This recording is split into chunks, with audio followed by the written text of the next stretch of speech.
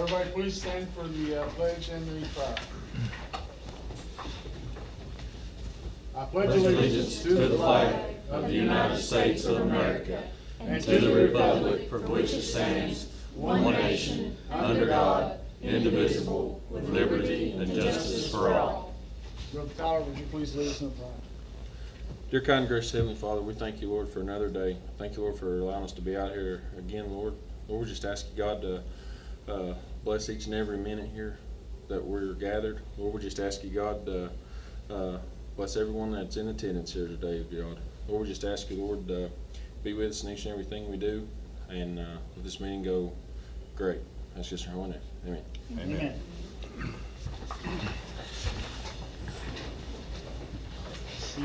Do a roll call. We're gonna have a do. Eric Gilbert. Here. Tyler Pittman. Here. Fannin. Here. Brandon Evans. Here. Leroy Phipps. Here. Jim Bazay. Here. Wow, I did that without a computer. That's Very good. That's good, isn't it? All right, get the minutes of the last meeting is on your pad. If you've had a chance to look at it, if you haven't, please review it now, and I'll entertain a motion.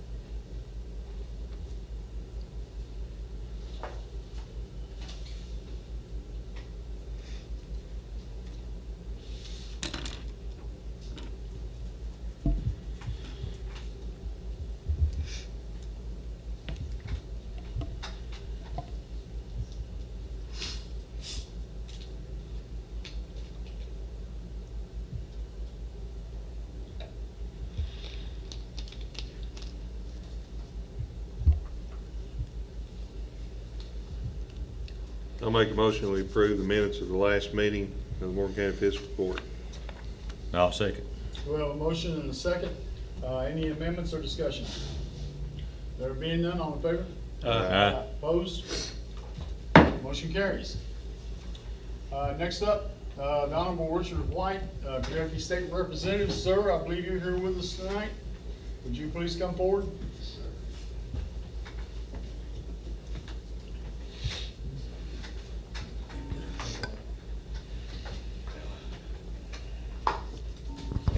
There. I'll give you the microphone, sir. Well, I appreciate you calling me honorable, but I'm just a regular Richard now, you know. All right, yeah, you're just a regular guy now, huh? I like the way y'all start your meeting here with prayer. That's not done enough in some of these meetings. But I came here tonight, you know, just finished up in Frankfurt last week, and the magistrates and the judge, you know, sent requests to me, and of course, these roads, it's you all's part of getting this done. You know, they require magistrates and a judge to take pictures every 300 feet on the road to submit them, and there's a lot of work into it. Yeah, GPS.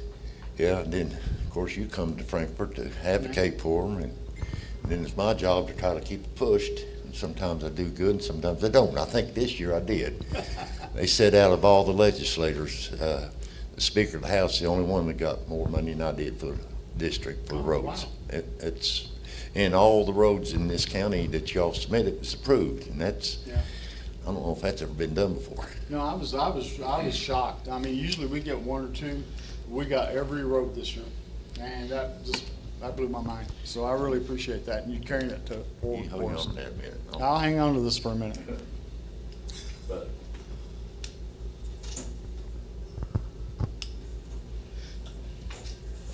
these are check here for the county road improvements, $1,224,000. I think, you want me to, Yeah, you can go down. I'll hold it while you go down your list. this will cover Ryan Road, $58,000. Centerville Road, $239,000.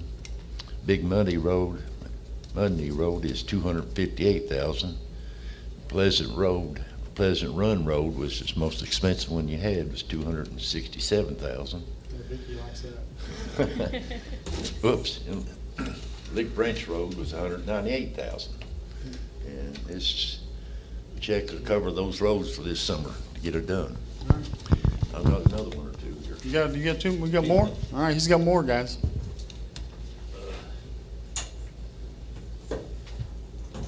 Yeah, we were very thankful for those roads. That's complete resurfacing of those Now, roads, I this is believe. something that's been the need for the county. The road going from 460 to the hospital is an $8,790,000 project, and that's going to start on this summer. And I know that's been a very We've needed. been asking for that for years, and every meeting I go to at PYTC or up there, we discuss that, and they finally got the money and pulled it through this year for us. So that's going to make it a lot safer getting up that hill with our ambulances and people trying to get to the hospital in the winter. And now I didn't have this check for these, but between the next year, they're going to do the Kentucky 7, 519, Kentucky 7 to Wrigley Hill Road. That's going to be done next year. And the Dogwood Lane, 460 Dogwood Lane is going to be, I don't know what the problem. What they're doing there, where you come down Dogwood Lane, there's a line of sight issue. We've had a lot of near misses there. And when the people from the line of peril turn out, or when the ambulance is trying to get off the hill, you can't see cars down below that rise. So it's a visibility issue.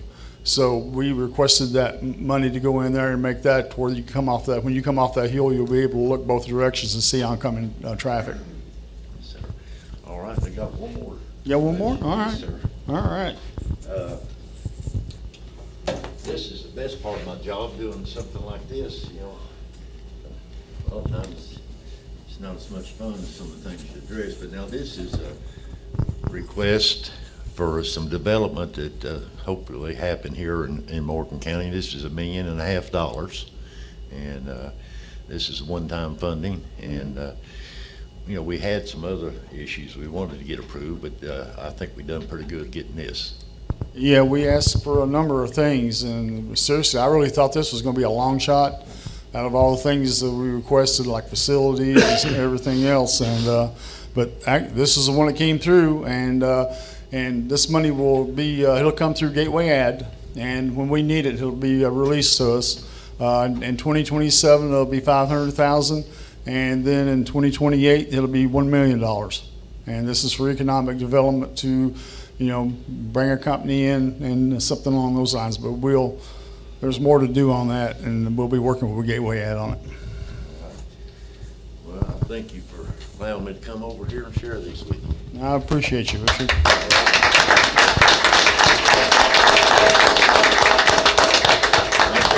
I appreciate everybody here in Morgan County, and I'm always available if anybody needs to get a hold of me, and feel free to call me. Thank you, Richard.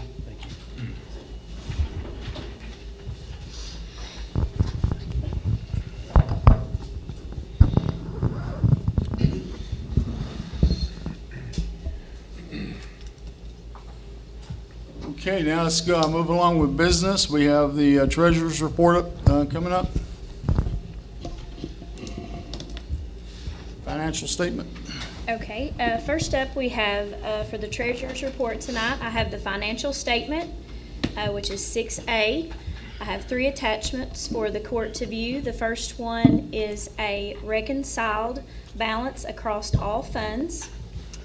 That would be the financial statement as of 3/31/26. The second attachment is a revenue condition report and an appropriation condition report, which makes up itemized of that summarized financial statement.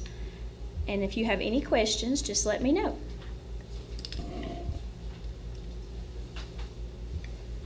I'll make a motion to approve the financial statement ending 3/31/26.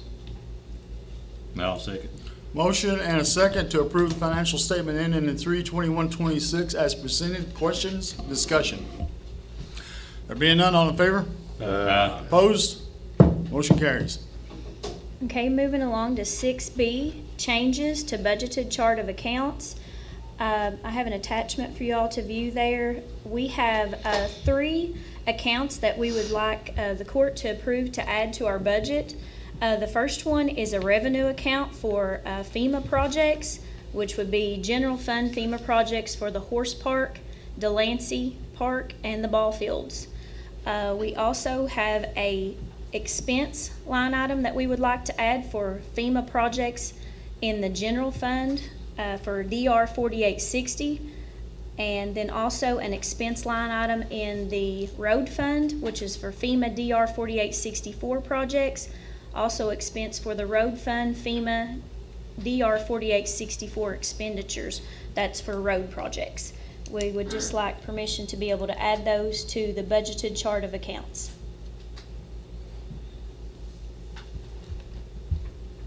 I'll make a motion to approve the changes to the budgeted chart of accounts as presented. I second. I have a motion and a second to, for the approval of the changes to the budget chart of accounts as presented. Questions? There being none, all in favor? Aye. Opposed? Motion carries. Okay, 6C is budget amendments. We have one budget amendment tonight, which would be the second reading of budget amendment number 4. It's in the amount of $71,698.77. I have an attachment for you all to view. This had a first reading, was submitted to DLG, and has had their approval by the state local finance officer. And we are just needing permission to adopt budget amendment number 4 in the amount of $71,698.77. I'll make a motion we adopt budget amendment number 4 as presented. Second.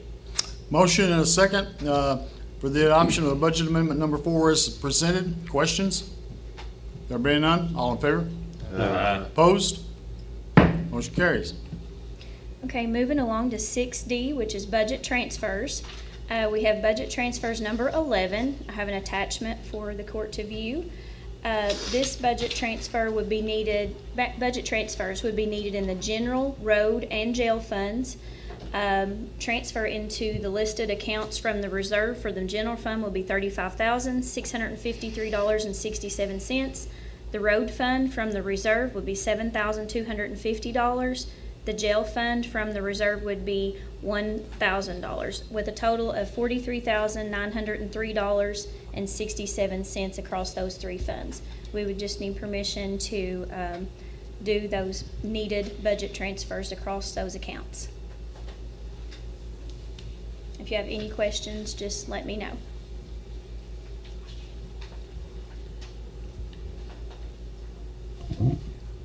I'll make a motion to approve the budget transfers as presented.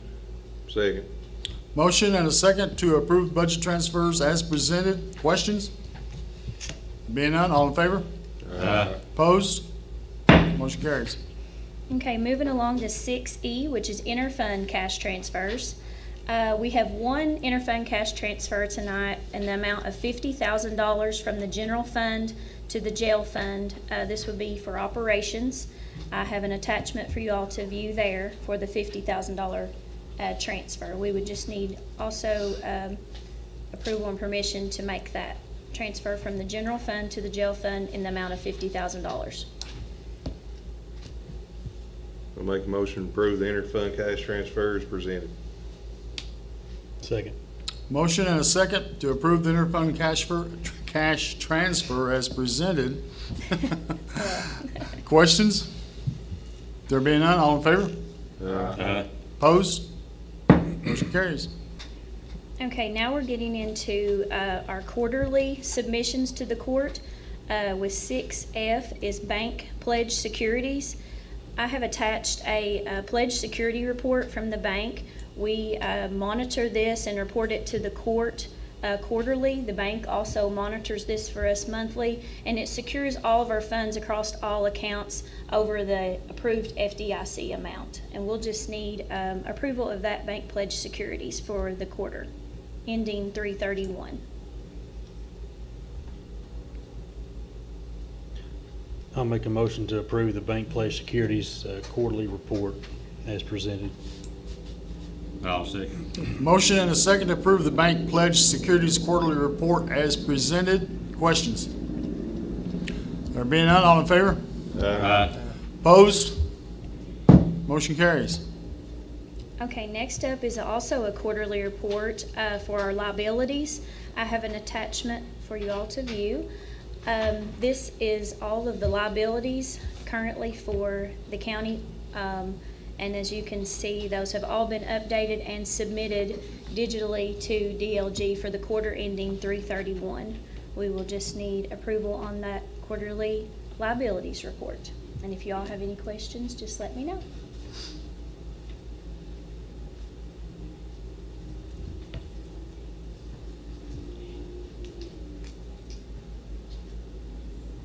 I'll make a motion to approve the quarterly liabilities report as presented.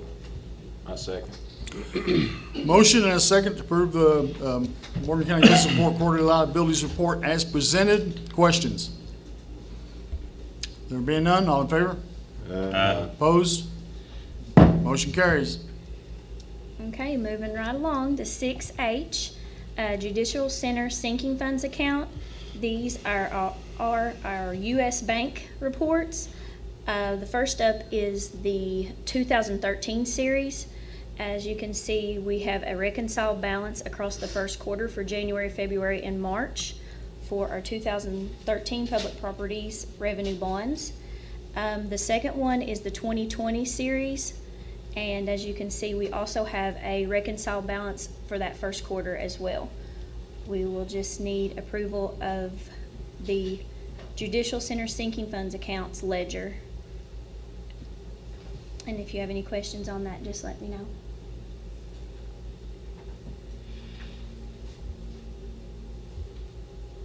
Make a motion to approve the Judicial Center's sinking funds accounts ledger as presented. Second.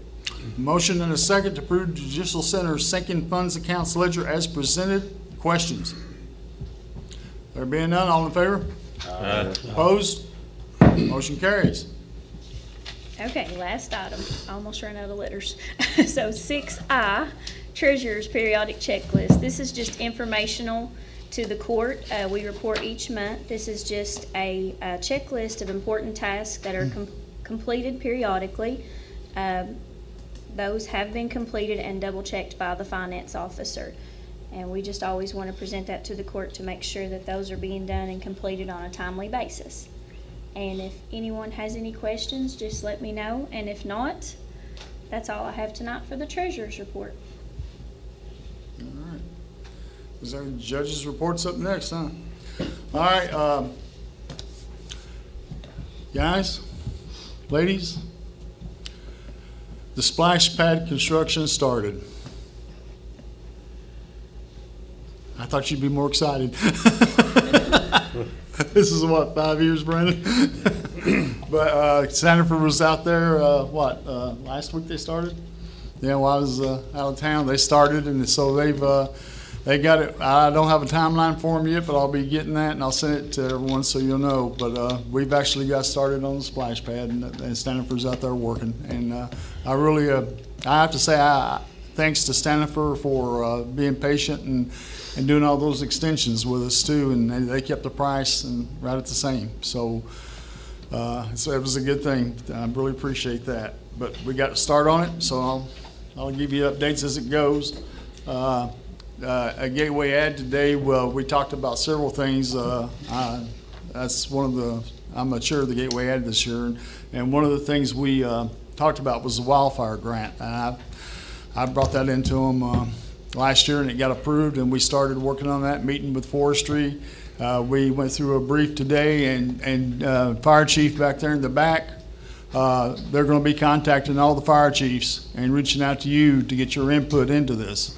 And one of the direct questions I asked them was, after we get through all this paperwork and this data collection, and will we be able to buy equipment through this grant? And they said yes. So and that's hopefully this will be a way that we can extend the life of our fire departments and give them a dual purpose as well, and partnerships with forestry and other agencies. And you know what that means, Jamie. So That means might be able to keep our fire departments running longer, because you know how it's going on, you know how bad it is right now with funding for them. So I'm hoping this might be a lifesaver for us. The Morgan County Tourism Board met, when was that, last night? Yeah, last night. They elected officers. They elected Chair John Aragon, Secretary Lisa Fannin, Treasurer Jessica Dalton, Assistant Treasurer BJ Conley. And so they're going to be moving forward. I brought in Laura Pack, who does trails, and also she does a lot of other tourism stuff. So they had a good training last night with her. We got a good start off. And also I've also found out through Stephanie Lacey that we can appoint somebody to the regional board as well. And once we appoint them, after sitting there for about 2 years, we can start getting funding to our own county tourism through that regional board. So, is there any other questions for me about any of this, or any other questions about anything going on? Nope. All right, let's move right along then.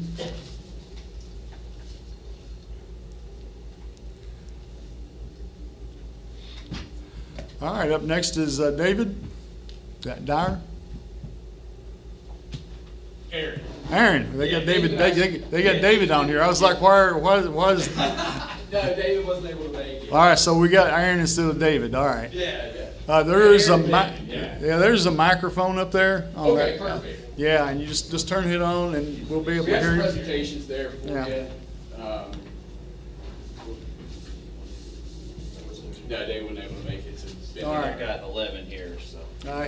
He's sandbagging. He's got something else. Golf, probably. Oh, you know what? You're not wrong. What I tell you? He's actually on vacation. Yeah. Oh, is he on vacation? Thank you. Yeah, he's out. He's on vacation. Guys, so I'd like to pass that out just real quick. First off, thank you for the opportunity to speak in front of you. Thank you, Jim, and nice to meet you, Eric. And, but for the moment to go over it, we're a perfection group. We do commercial, industrial, HVAC.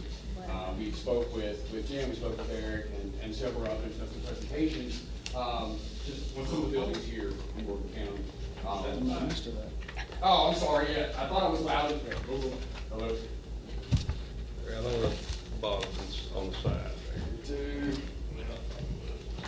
there. There we go. Normally I'm loud enough by myself without the mic, but anyway, we're the Perfection Group, commercial industrial HVAC, based out of, our office is based out of Lexington, Kentucky. We've been working with the administration here, looking at some of the buildings and some of the operations from your HVAC here in Morgan County.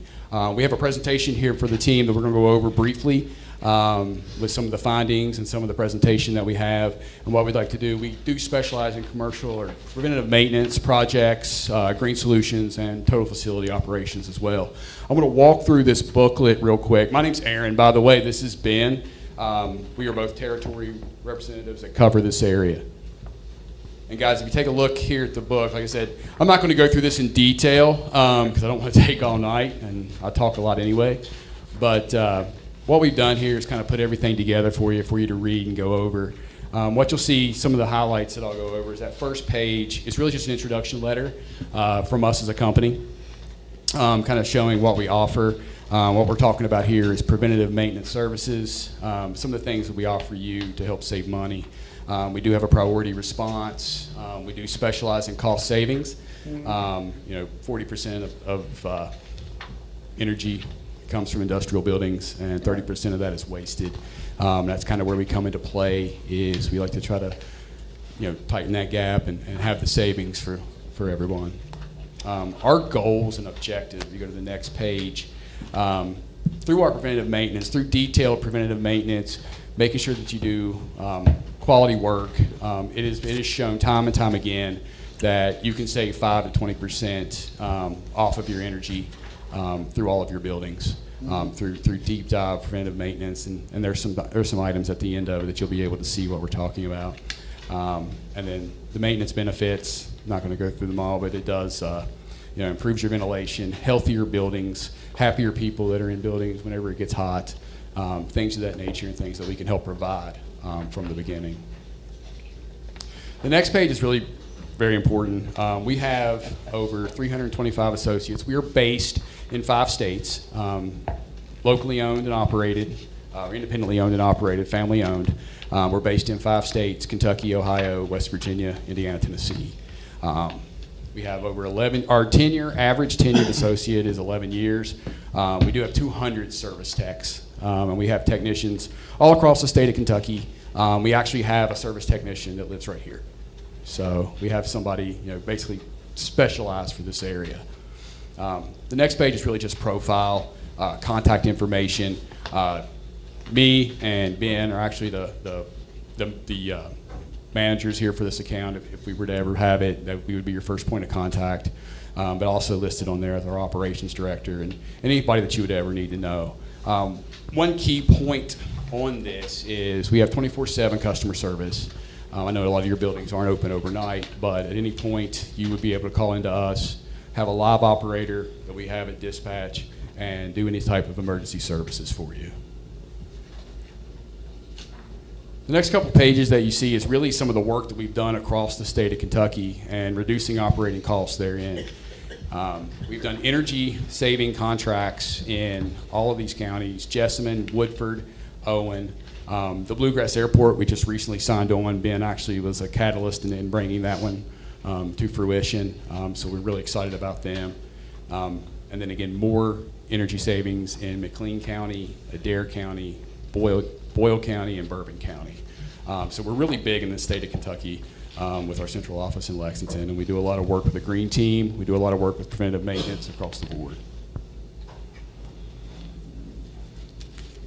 Locally, if you see that on the next page, we've done work at Lion Apparel.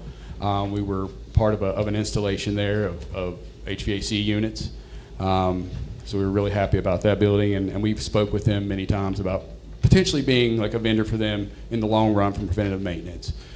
So we've had a great relationship speaking with Eric on those, and really excited about all the work that we've been able to do for them and potentially do in the future. The Chop Shop here locally in town, we did the initial refrigeration setup for them as well.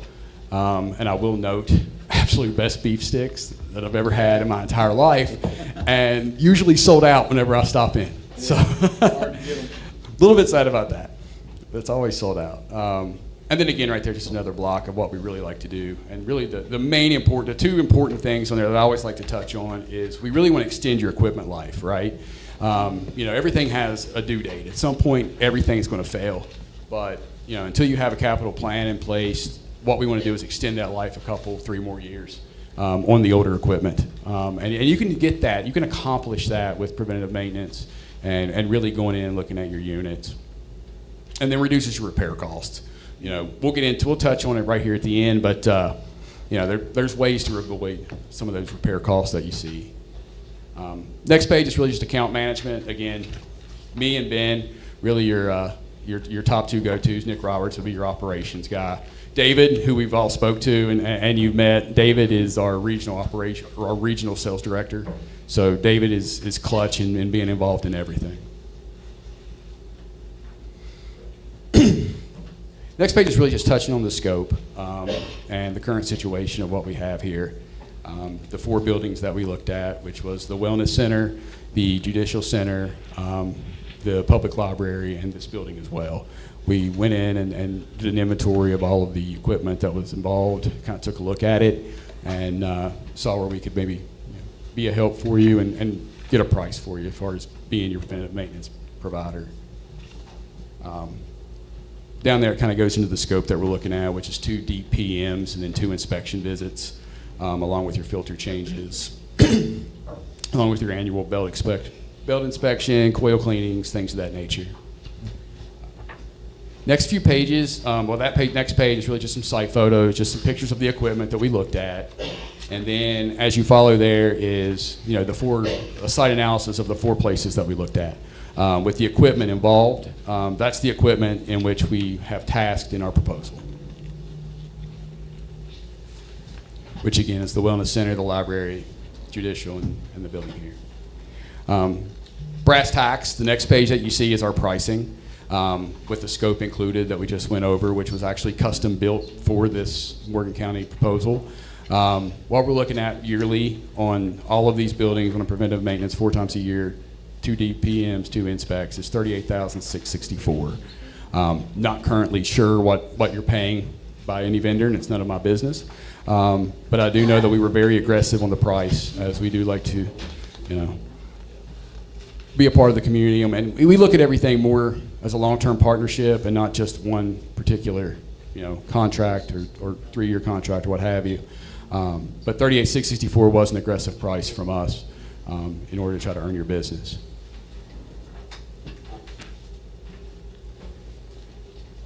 Next page is capital planning. Nothing to really go into there, but what we do is we offer that for you guys. And if you get a chance to read through that, what we do is we go in and do an asset condition report, and we can do a report out on all the life and where your equipment stands right now. And we'll grade that for you. And what that does for you is we're not selling you anything. It's just a benefit of what we do so that you have an idea of what could fail in the next 3 years, next 5 years, so that you have that plan. And we have the people in the office that will help you build that plan, and that's no charge. Everything that we do, as a partner with us, everything that we do, really, it's a value add to the contract.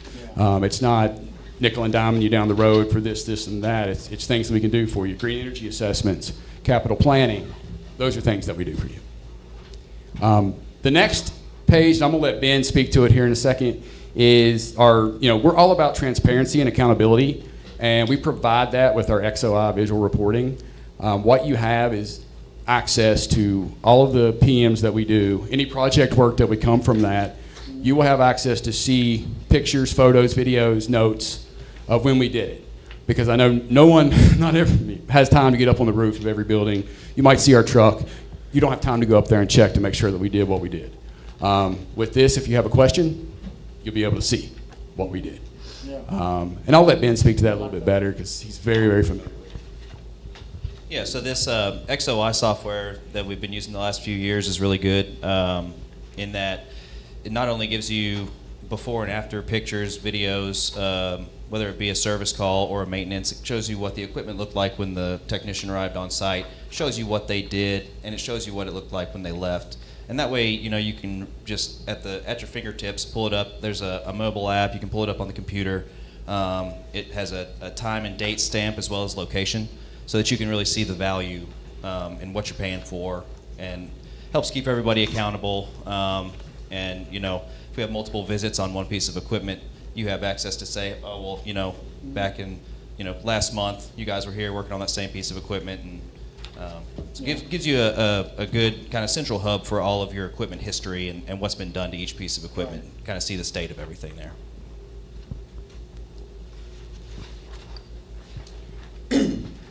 These next 2 pages really, not a lot to go over with, but one thing to highlight is a lot of times when you think of preventative maintenance, you think of coil cleanings, change the filters, up and down, and they're out. What you can see and what's very important is to read what we actually do when we come out. Like I said, our goal is to extend the life of the equipment, and the listing of what we do on an RTU unit, whenever we do a preventative maintenance, you can see, is extensive. Because our goal is to catch things before it happens and to keep the system running longer. And I think one thing about that'll really come into play here in a second. Next couple pages is kind of our corporate office. The operational plan, just some highlights there is, again, we are a family-owned company. On that page is also our owner's cell phone number that you can call. So if I don't do my job, David doesn't do his job, then Anthony doesn't do his job, you could call Todd. If we just so the accountability is there, but they are very, very much involved. We're having our 75th anniversary this year as a company. So it's very, very family oriented. We're very, one of our core values is always do the right thing. And I've seen that. I came from a different industry. I was in a different industry for 15 years, and I kind of had a change and got into this, and it was a total shift in company culture of where we're at, of how much they care for the clients and the care for the people. It was so refreshing, but we actually live by those core values.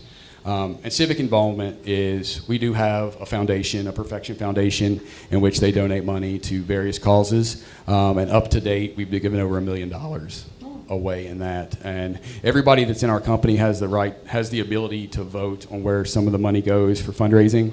But that's just something that the owners do from end of the year profit. And then donations from the team as well. And then the last thing, really, the last page is just kind of go over the different divisions that we have. We've kind of went into it before. We're in the service and maintenance and projects and things of that nature, but you do have access to design builds, engineers, green team, things of that nature.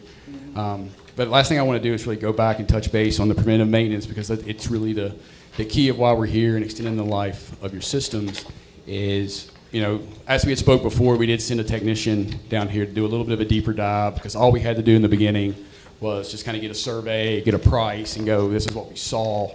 But again, good preventive maintenance can prevent a lot of things.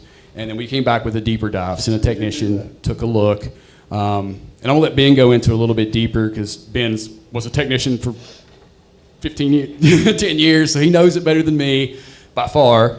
But we did find some things he's gonna go over that absolutely could have been caught with a deeper dive on the preventive maintenance that we saw. So we'll let him kind of go into a few things so that you know, and then afterwards we can touch base on that another day. Yeah, so like Aaron said, we sent our local guy, lives here in West Liberty. Seth Rogen is his name, funny enough, like the actor. Last name's spelled a little bit differently. But as we were doing our initial survey, actually without Seth, we didn't really have any tools with us. We don't typically open up an HVAC unit when just the sales guys are out doing a kind of a site survey.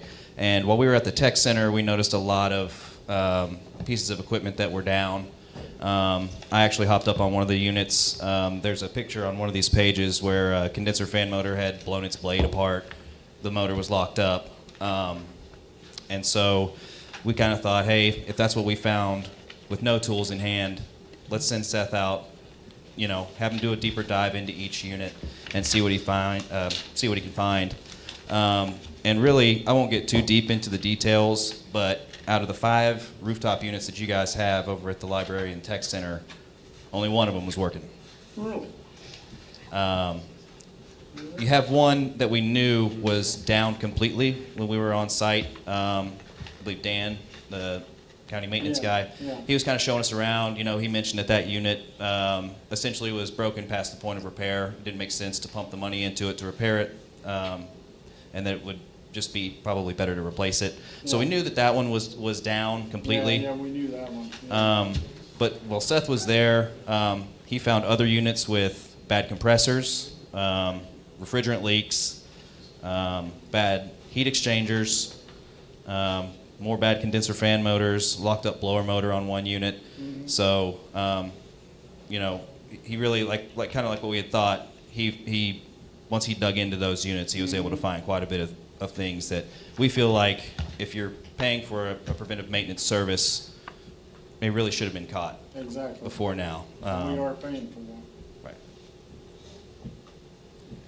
And if we end up moving forward with you guys, I know I think I've got you set up in our system.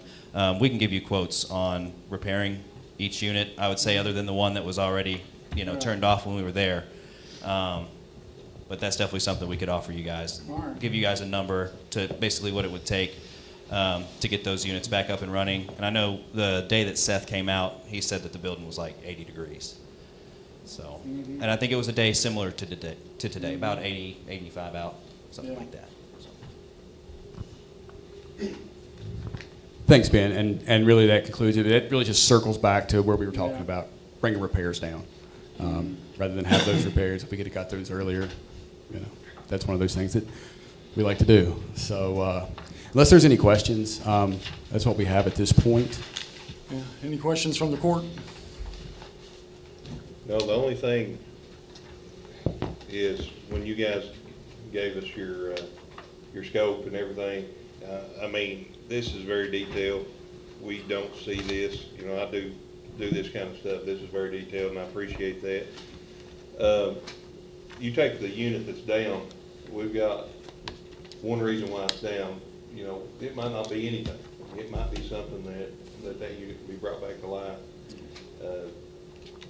I personally, I've worked with the install team with Perfection Group. and they do really good work.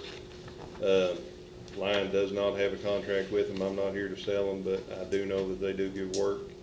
And if you'll go to this length to show us what kind of mess that we're currently in, I can only think that you do good work from here on forward, so. Exactly. appreciate it. Thank you. So, just a quick question. Do you think that the library is probably in the worst shape? Oh, that's a definite. I just hate to say to everybody, this has nothing to do with you all, hear very good things about you all. Years ago, I begged the last administration to not take over liability of the library, and it was voted in. And now, if the worst case scenario comes through with the library, it's gonna be like hundreds of thousands of dollars, maybe $1 million. So, I don't know, I just think that this is just another example. If the court would have listened to me at the time, and I know a lot of you all weren't on the court at the time, if you'd listened to me and me and the attorney for the library and the attorney for the state library commission all agreed that we didn't have to take over liability of this. We were choosing to take over liability of a separate taxing district. So now we're sitting here and we're in a very, very tight space because certain people didn't think about the future and the liabilities that were gonna be imposed on Morgan County if we took over $180,000 a year utility bill, and on top of that, we were in charge of HVAC systems and boilers and everything else. So when we sit around and we say, hey, it's tight, hey, taxes might have to be raised, I want people to remember who voted for these liabilities. That's all I gotta say. And that's completely separate from you all. As I said, from what I hear, you all do a good job. Do you guys do boilers? We do boilers. Do you? Yes, sir. Did you go down and look at the boiler? I think Seth, Did Seth go down and look at it? yeah, I believe so. We only got one, the other one's down hard. And I believe we've been fixing to hit a lot of them. We had several repairs to the one that's working. Yeah. I don't know that he, Got it. Ben was tasked to be here with that same visit, Yeah. but he sacrificed his body. He did a rollover accident on the way here Oh, that all right. morning. You'll do anything to get out of going. I see how you. I didn't want to help Seth that Yeah, day. yeah, you didn't want to come Wrecking in. the car would be easier, but Yeah. it would definitely be. I just want to know what you thought about the boilers down there, and if you saw those, what is your? Well, we looked at them briefly during the initial site survey without Seth, Yeah. and I know they look like they've got some age to them. They do. But boilers can last a really long time if they're well maintained. Yeah. So I don't know what the issue is with the boiler that's down currently. It would even be something we could send Seth back out. I think he was mostly focusing on the rooftop units that day, and I was actually going to be the one to take a look at the boiler. But we could again send him out free of charge to get you kind of an asset condition report on the boiler as well. I think that'd be a good idea, don't you, Eric? Yeah. All right. Please, if you would do that. Absolutely. We'll take care of that for you. Any other questions or comments? Any other questions from the court? No? Thank you. Hey, thank you very much. I appreciate the time for us to speak. Moving forward, just be in touch. You have all of our contact information within the book. If you have any questions, if anybody has any questions, my cell phone, Ben's cell phone is in that magazine. Feel free to reach out by phone or email. Again, thanks for the time. Appreciate being able to speak, and have a great evening, and God bless. Thank you, Aaron. Ben, thank you. I'll let you get back to business. Before we just go back to the judge's report, there was something, I didn't know we had an attachment. If you go to that and look, is the roads department's report. We're starting to upload it now. That monthly report we get.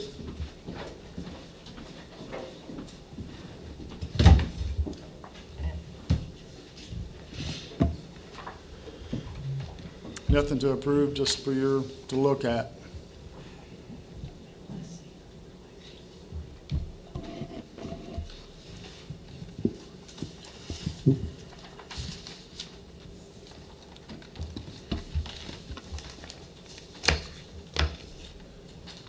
I don't think that the people know how many units are in these buildings. I don't think they do. They're looking, especially in this one. Yeah. There, in every corner, there's a unit hid somewhere. Yeah, it was 14 split systems, 1 rooftop, 3 mini splits, 1 air handling system, and just this building alone. Oh, something else I put, I just now remember the judge's report. Today, when I was at Gateway Ad, Ben Ham approached me and we started talking about Brownsville.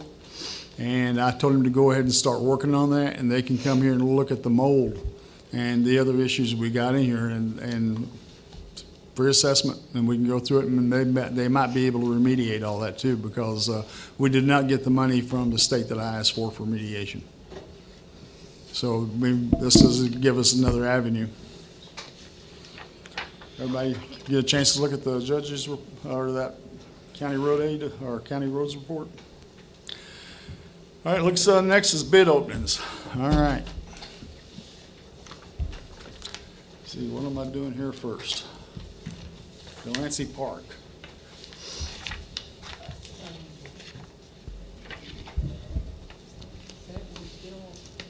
Yeah, we're still doing it, yeah.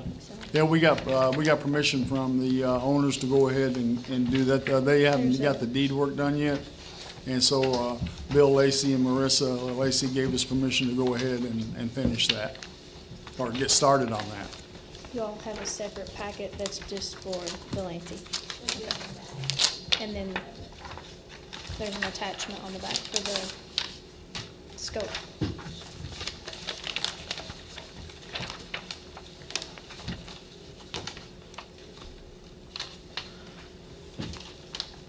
All right, first bid is opened is from Pit Viper. So they got the unit price in here, description, native fill.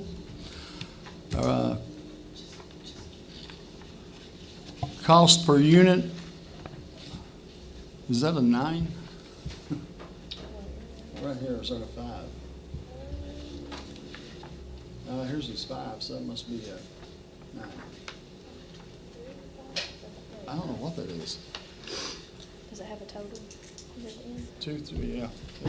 At the end, well, the geotextile fabric is 6,000. Well, the total for that, because I can't read the cost per unit, 51,045.60. $51,045.60. Is that total project? That's the total cost.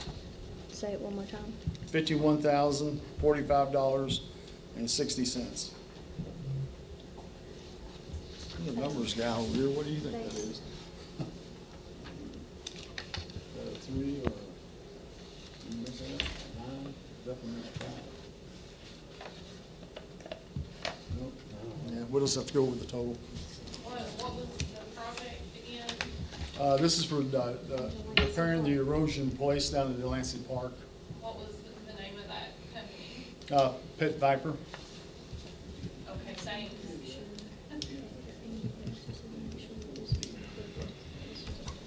This is important, bioengineering.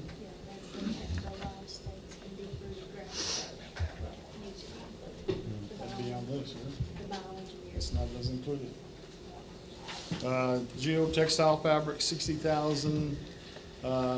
Who's this? This is Pit Viper. This is they got native field, geotextile, live stakes, deep rooted grass. Is that it? And mobilization, demobilization. And what they got for geotextile fabric is $60,970, $6,097.40. For their live stakes and deep rooted grass, it's $8,213. For mobilization and demobilization, it's $9,000. With a total of $74,360. So what was that first number you gave us? That first number was for native fill, and that's, yeah. No, that's not, that's the total of native fill. That's the total at the cost at the end of that, $51,045.60. So the total project? The total project is $74,360. Yeah. And that's still Pit Viper? Yeah. Okay. Yeah, we're just doing the Pit Viper bid right now. And And I bet the bioengineering too with the live stakes, deep rooted grass. The geotextile fabric. Geotextile fabric, native fill, mobilization, demobilization. And the last 860 square yards For the live stakes, and deep root grass, that's $8,213. but it was 860 square yards of live stakes. Yeah, 860 for 800, geotextile yeah. fabric.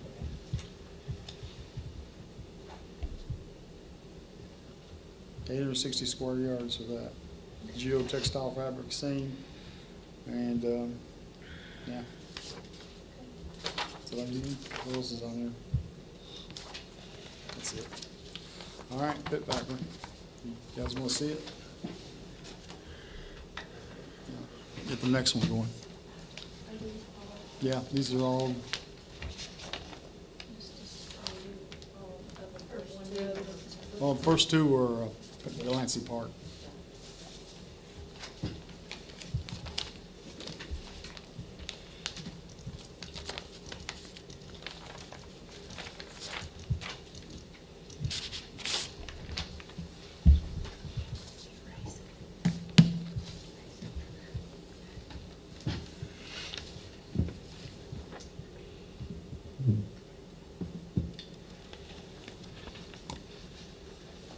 This is Delancey Park too. Yeah. Yeah. This one included the Delancey. No, that's not. So we had 3 Delancey Park. The next one for the bid on Delancey Park is Keaton Excavation.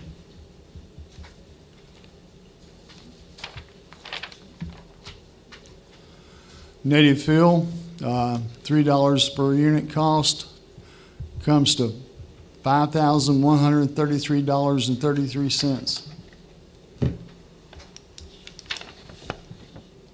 Geotextile fabric at $2 cost per unit, square yard, $1,720. Live stakes and deep rooted grass, square yard, 860 is $1.50 for a total cost of $1,290, or total cost on that line.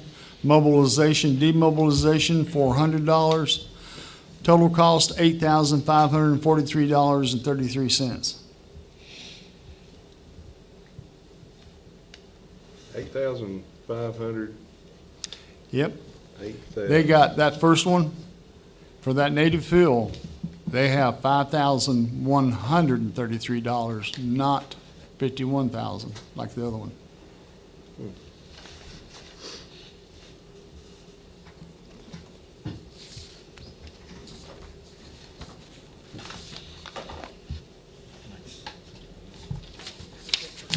What was the total on that, Keaton? $8,543.33. 8,543 what? 33 cents. 33 Live steak and seated. 1,290.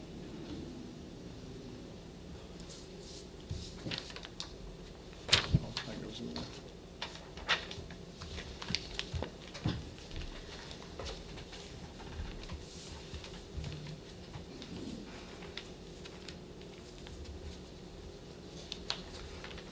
You got your napkin?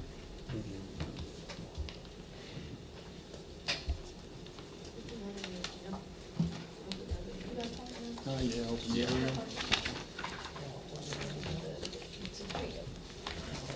And Tommy's always got one.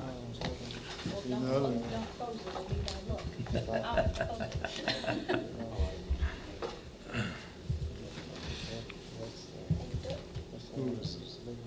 This Stevie, tape this thing up.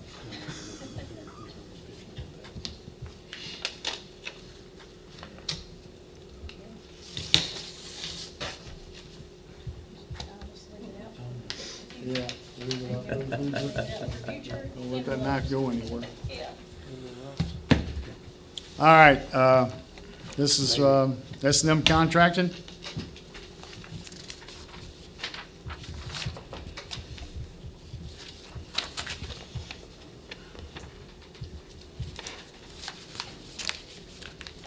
Native fill,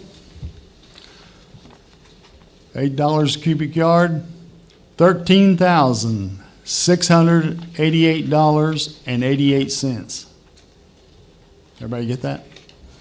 $13,688.88.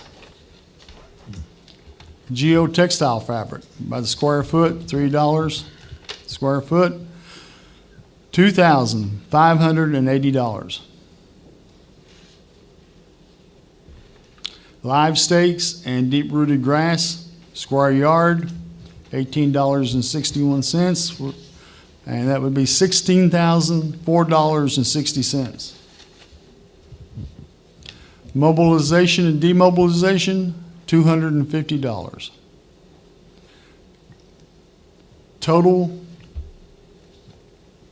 Grand total, $32,523.48.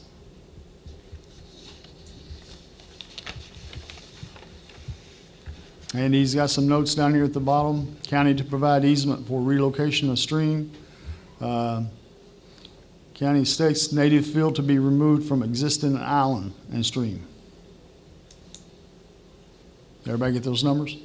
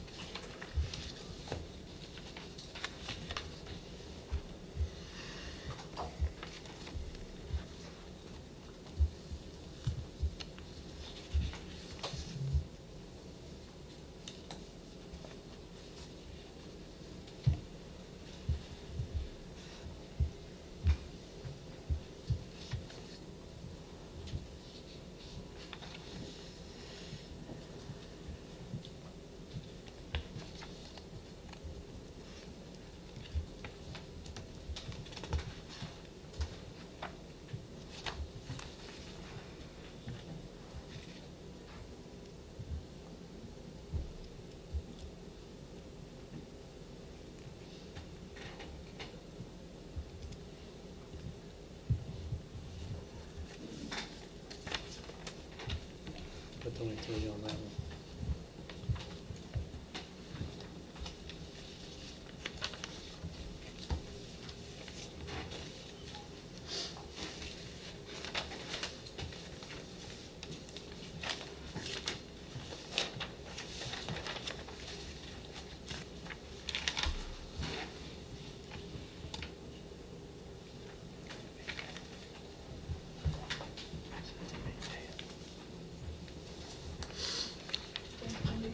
Yeah, they need to see the one. There's all three. Let's see.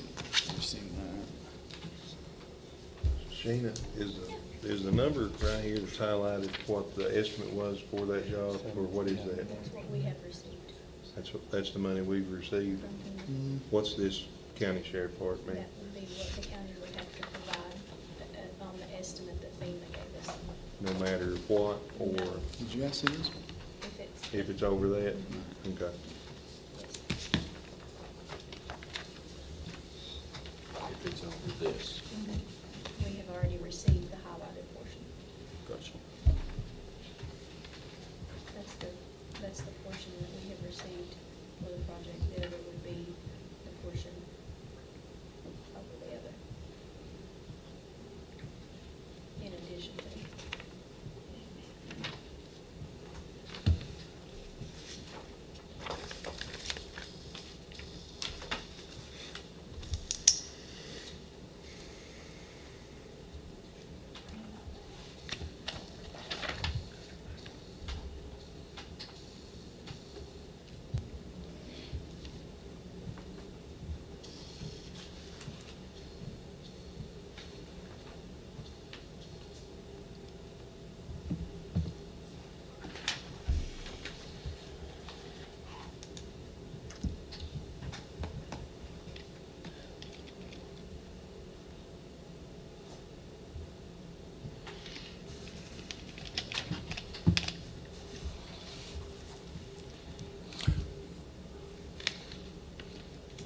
What's the MRTC guy's name? MRTC guy in the back. Are we doing a live feed tonight? Yeah, I get a text asking me. All right. Sorry. Didn't mean to disturb you back there. All right.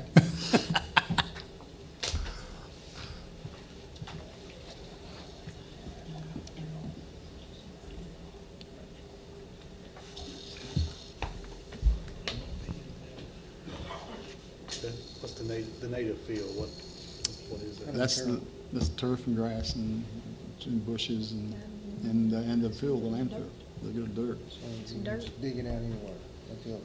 Well, he's, like Stevie said, he's gonna dig it out from the island stuff around there, so they can dig it out around there, or they can I didn't know if it had to be like a bring it in. sandstone rock, or Did they put anything like that in the specs? What kind of landfill? The last, when I read it, was just, This is the scope of work right here on the Yeah. back page. that's it.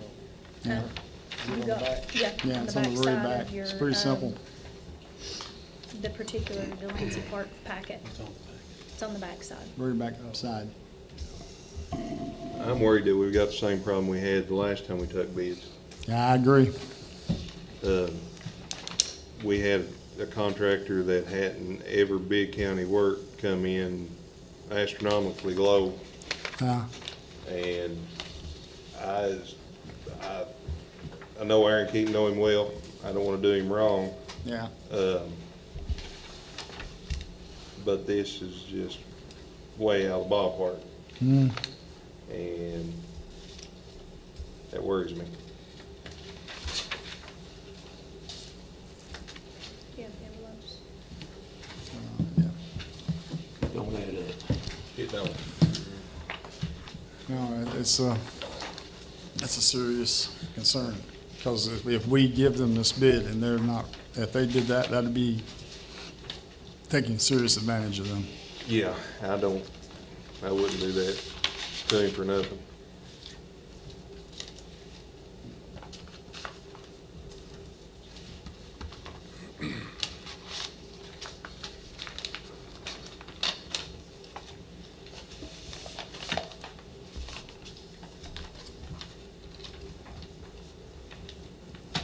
They're not here tonight, are they, Keatons?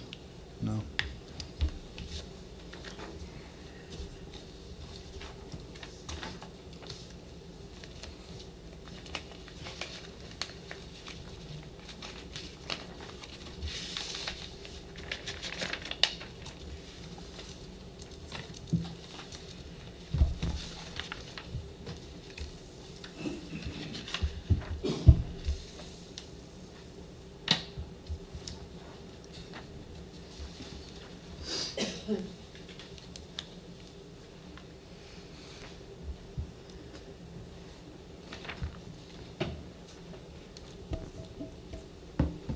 Tommy, you agree with that too? That's, Yeah, it just didn't add up, it don't add up, does it, especially especially on the fill? the native field. Yeah, that's just, There's 1,700 yards. And, no, it don't add up, it ain't right, can't be. yeah, No fuel 550 gallon either. No. yeah. So, we all agree to, take that one out? All right, Webb? Leroy, you agree to take that out? All right, Tyler? All right, we're all in agreement. I'll make a motion that we award the bid for Delancey Park to S&M Contracting. I'll second. We have a motion and a second to award the Delancey Park FEMA job to S&M Contracting. All in favor? Aye. Opposed? Motion passes. Who seconded that? Hmm? Who seconded that? Tyler. Okay, thanks. All right, see what else we got here. Now, is these two separate or are these all the same? It should be written on the outside. It should be written on the outside of the paper, hopefully. It's on the, Pit it's viper. on the front of the envelope. On the front? Oh, Blackwater, Red Ink Ribbon. Oh, they did one for each. If you could start with that. Oh. Let me start with Pit Viper? Or do you want to start with That's that? fine. Whichever, we have a whole packet. We should be able All to right. go through them as you read them all.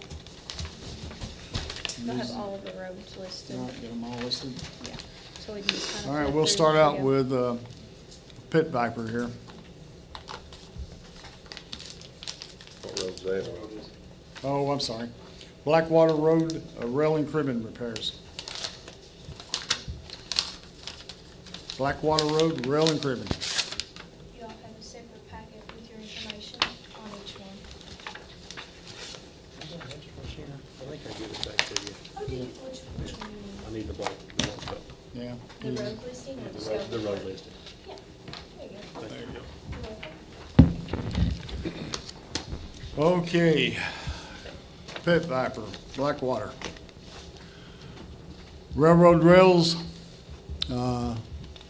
approximately 525 at $68.90 per rail. Total cost, $36,172.50. Is that a zero or a two? Where at? At the end of the total cost. Is that a two or a zero? Zero. That's a zero? All right. So $36,172.50. Cribbing. Cost per unit, $8. Total, $3,240. That's square foot, approximately 405 square foot for $8. Unclassified fill and backfill with number 2 stone. Cost per unit, $51. Total, $4,590. Geotextile fabric, $560. Maintain and control traffic, $1,000. Mobilization, demobilization, $3,000. Grand total, $48,562.50. $48,562.50.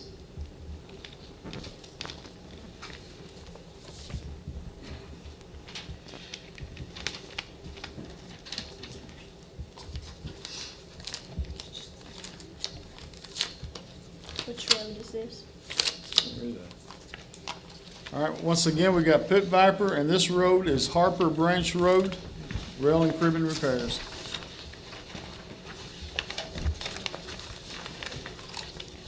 It's on that sheet. There should be.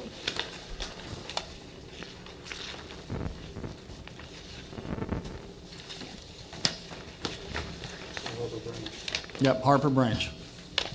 All right, here we go. Railroad rails, $16,440. Cribbin, $6,480. Unclassified fill and backfill with number 2 stone, $10,302. Geotextile and fabric, $784. Maintain and control traffic, $1,000. Mobilization, demobilization, $3,000. Grand total, $38,006. $38,006.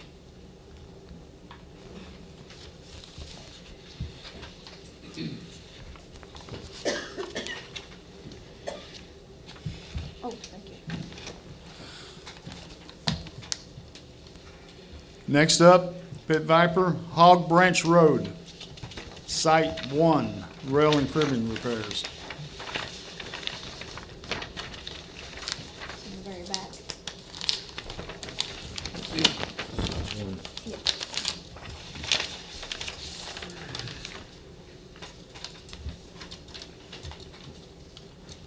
Hog Branch Road. It's easier to keep it.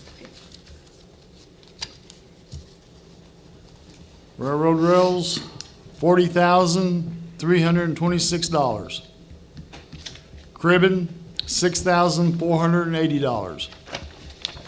Unclassified fill, backfill with number 2 stone, $11,475. Geotextile fabric, $1,109.50. Maintain and control traffic, $1,000. Mobilization, demobilization, $3,000. We have a grand total of $63,390.50. $63,390.50. And that was Hog Branch Site 1. Yep. Hog Branch Site 1.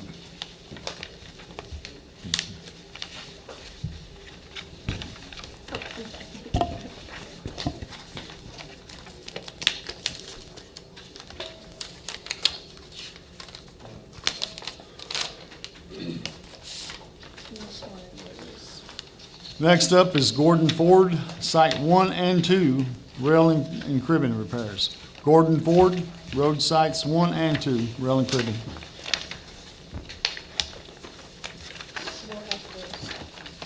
We have them split up.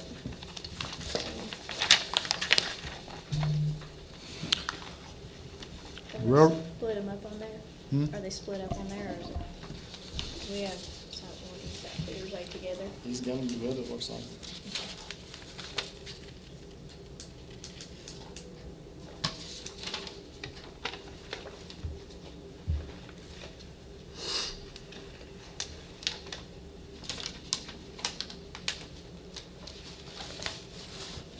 It's all together. Pet Viper here? Is your Site 1, 2, is that all together? Yeah. All right, just want to make sure.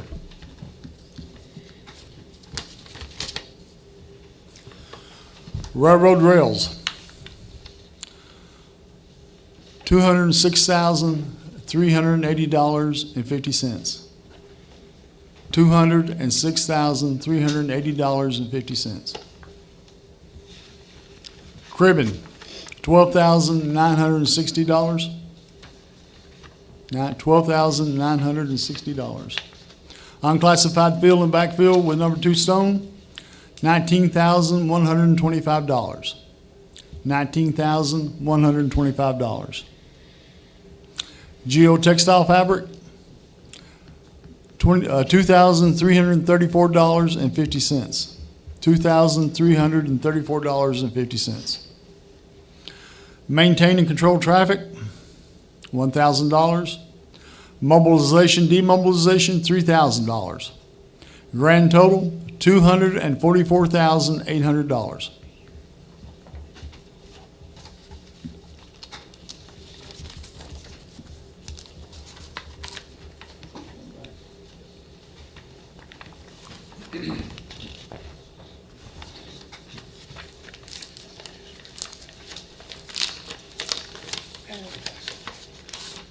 Yeah.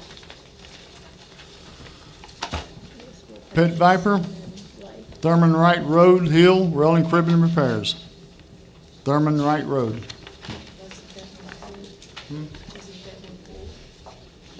Is that pulled?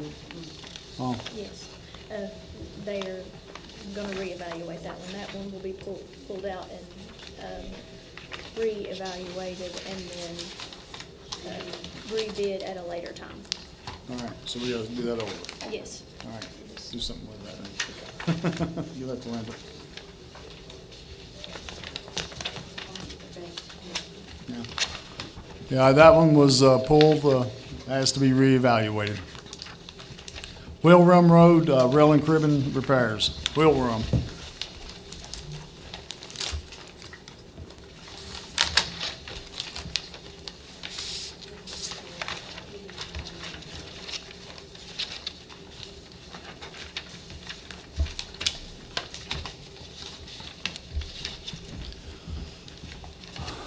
Wheel Rim Road, railroad rails,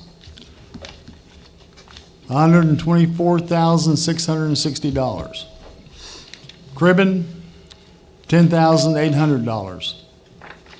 Unclassified fill and backfill with number 2 stone, $19,850.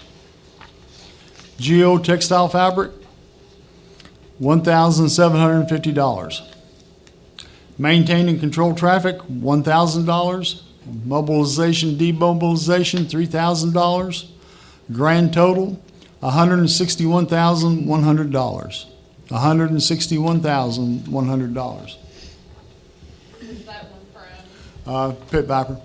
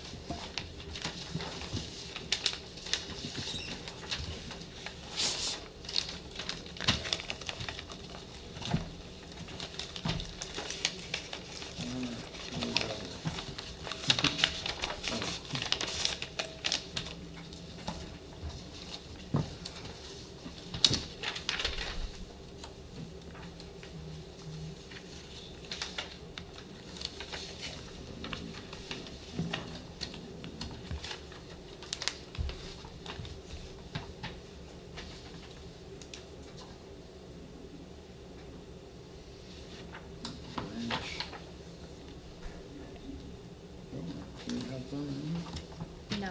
No, he didn't do it. Okay, this is from Pettit Contracting. First one up is Blackwater Road. Railroad rails, $14,175. $14,175. Cribbin, $3,037.50.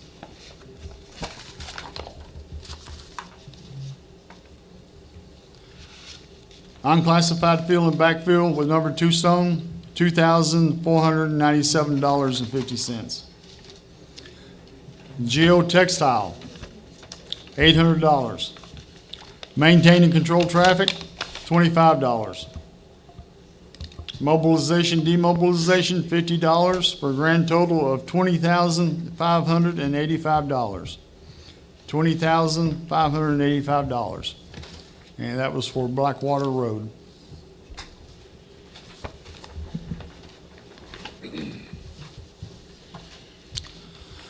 Also from Pettit, Gordon Ford Road, 1 and 2.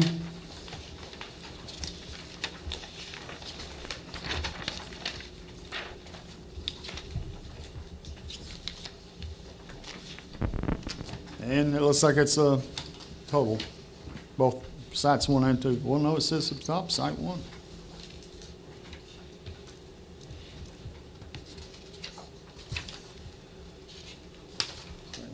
Oh, yeah, he's got it divided up in two. He's got it by site 1 and 2. Okay. For site 1, on Gordon Ford.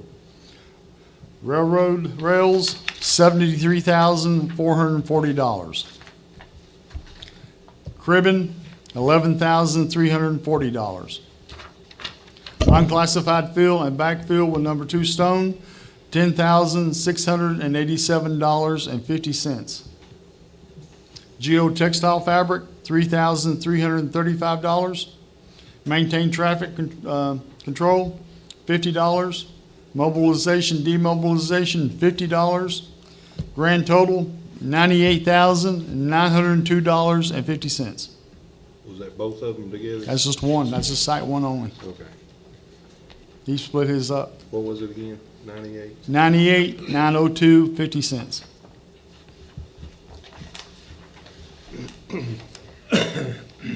Now we go to site 2.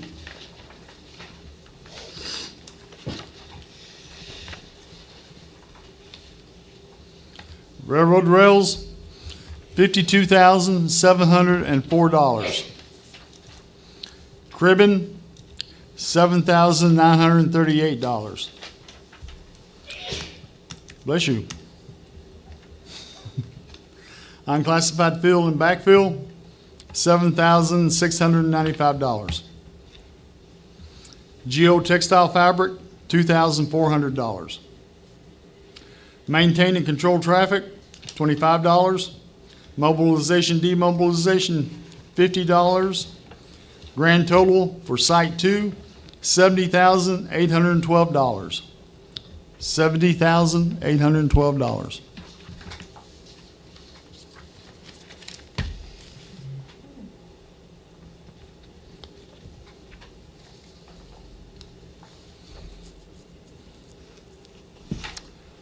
Hog Branch, site 1.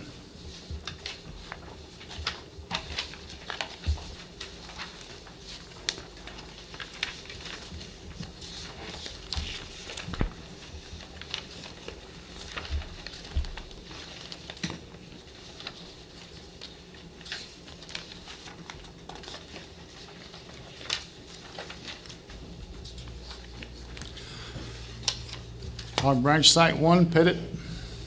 Railroad rails, $23,166. Cribbin, $6,075. Unclassified fill and backfill with number 2 stone, $6,750. Geotextile fabric, $1,585. Maintain and control traffic, $100. Demobilization, mobilization, $100. A grand total, $37,776. $37,776.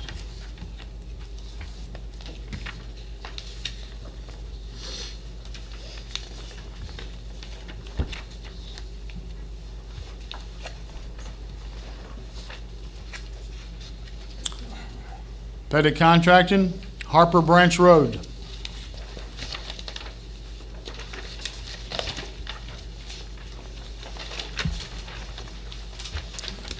Railroad rails, $11,000. Cribbin, $6,075.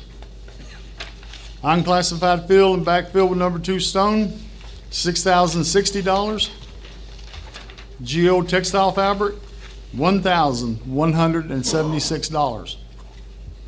Maintain and control traffic, $100. Mobilization, demobilization, $240. A grand total of $24,651. $24,651.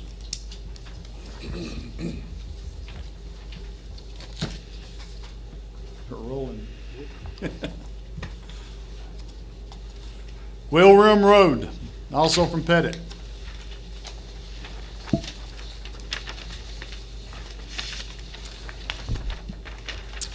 Railroad rails, $48,600.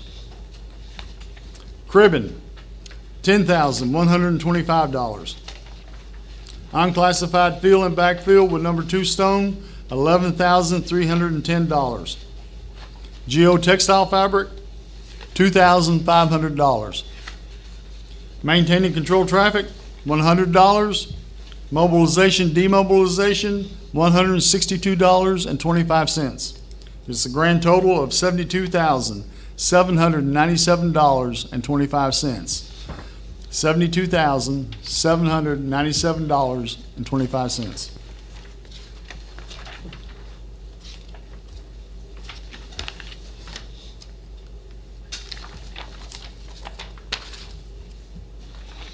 Okay. That was the final bid.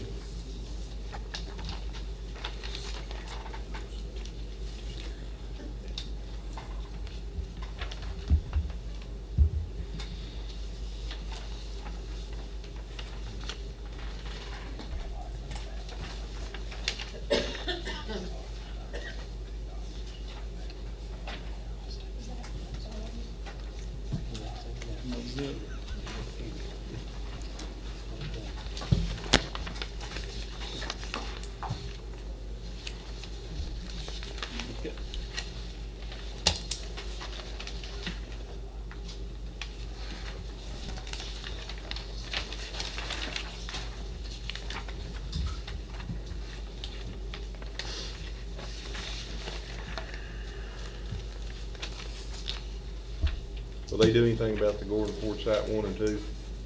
Where Gordon Ford Site 1 and 2 is so much over? Will they do anything about that?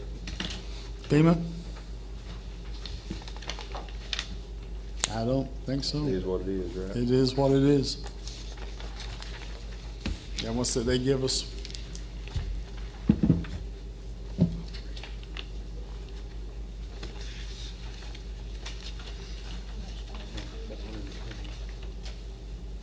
$126,000 or $7,000. I'm just glad they're giving us, they're giving us to this during the government shutdown. So, we have a really good relationship with them, so I think that's why that's working.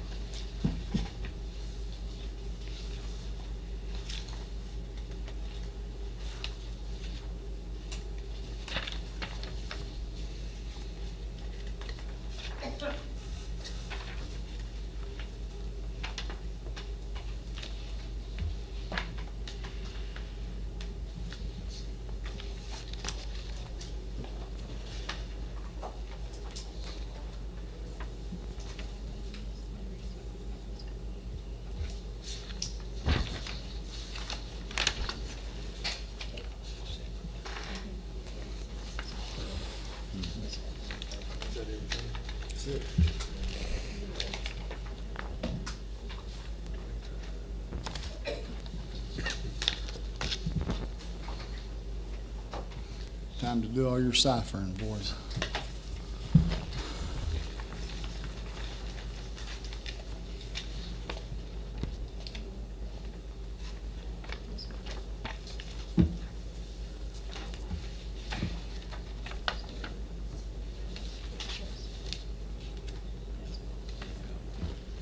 Is the highlighted amount, is that what FEMA?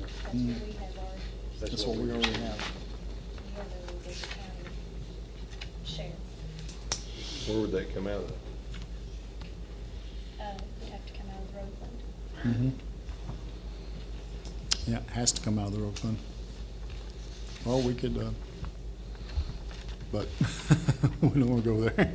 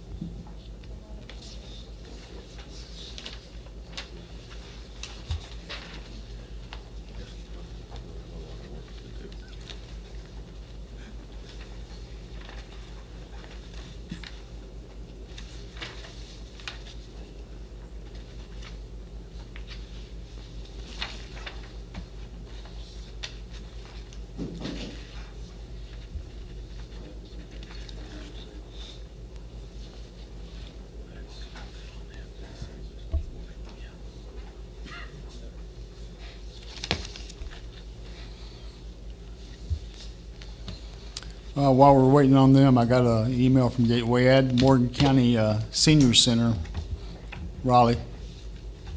Will hold its annual Derby Day festivities on Thursday, April 30th, starting at 10:30 a.m. You gonna be there? Was you addressing that to me? You're the only Raleigh in here, man. Come on. Am I old enough to get in? If I am, you surely are. Don't even go there. Where's he gonna be, Tim? At the senior center, down at the health department. April 30th? April 30th, yeah, 10:30. Yeah, Bring your own horse. You gotta bring your own horse. yeah. It's Derby Day party, you got to have a horse. Raleigh will give you an exception. You can bring a goat.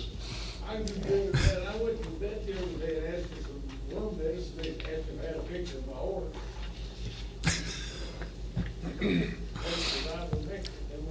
They wanted to see the horse. Eric, don't go there. Leave that alone. Right there.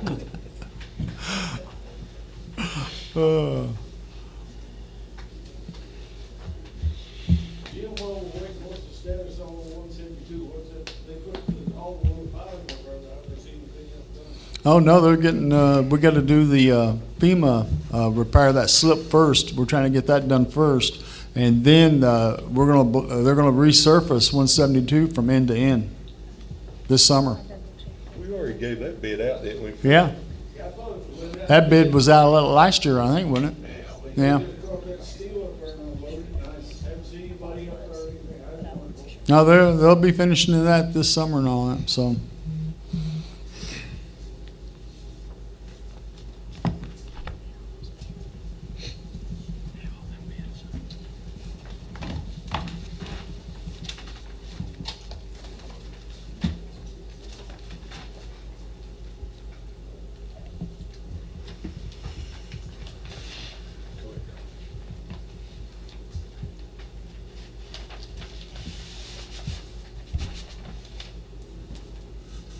I make a motion to approve the award bids as follows.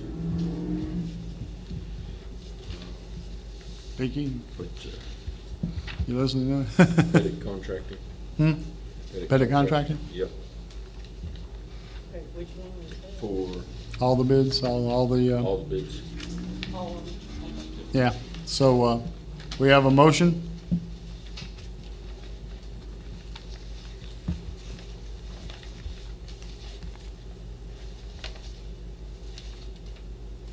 I'll second. All right.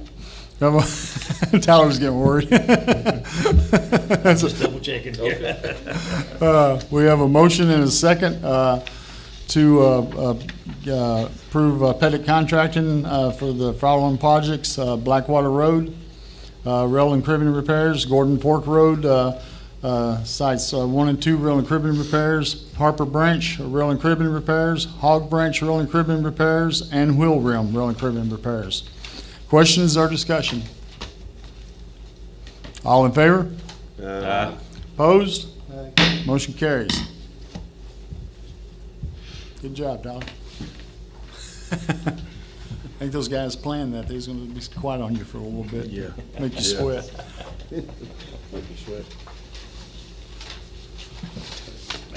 All right, county road aid approval is next. If you look into your attachment, that's the same county road aid approval every time we have to sign that contract with rural. Huh? There's a resolution. And there's, yeah, Gotta pass the resolution. where'd the resolution go? You got my resolution? No, here's my resolution. Yeah. It's still in my resolution. But yeah, there's the county road aid agreement, the resolution, we didn't get it uploaded. I'll read that to you. Be it resolved by the fiscal court that the fiscal court does hereby accept all roads and streets referred to in said contract as being a part of the county road system.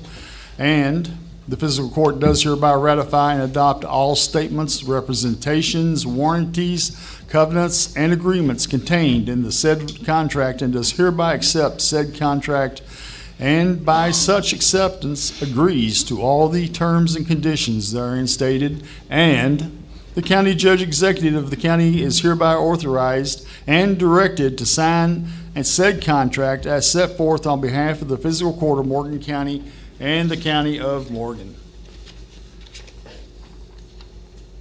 That's it? The resolution is also uploaded. Oh, is it? Oh, all right. It's on the back. It's on the bottom side. All right. Resolution's on the bottom side, guys. Yes. It should be all the way at the end. Look at that. Thank you. You're welcome. I just had fun reading it. Yeah.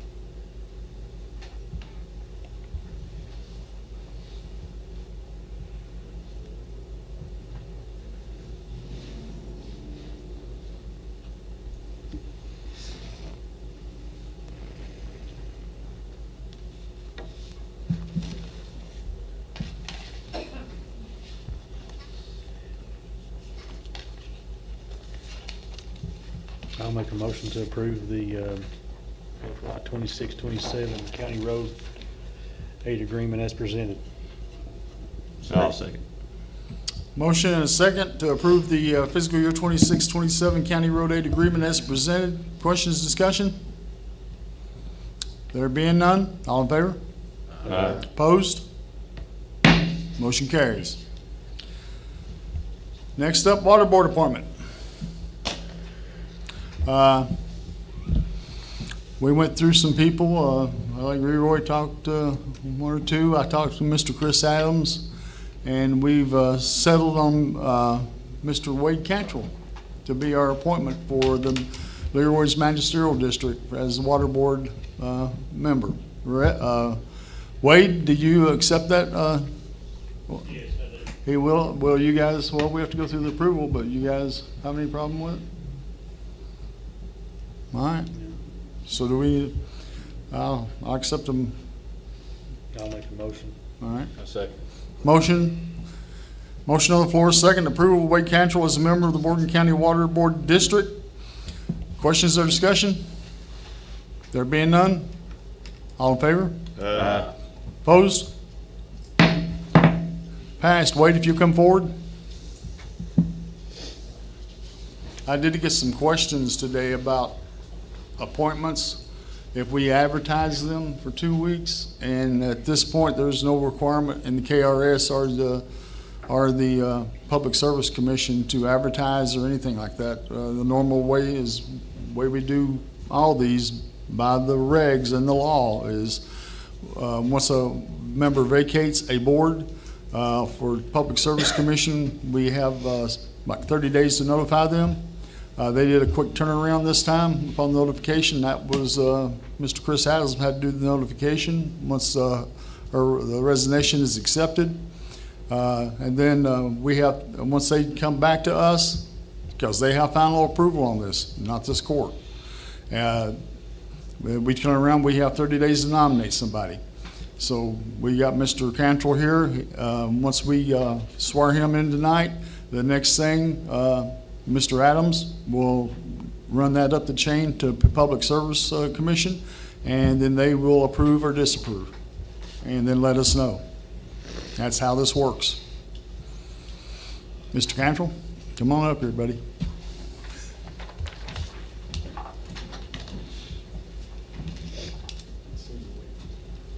Raise your right hand. Those are some weird words in there, so Brandon's gonna laugh at us.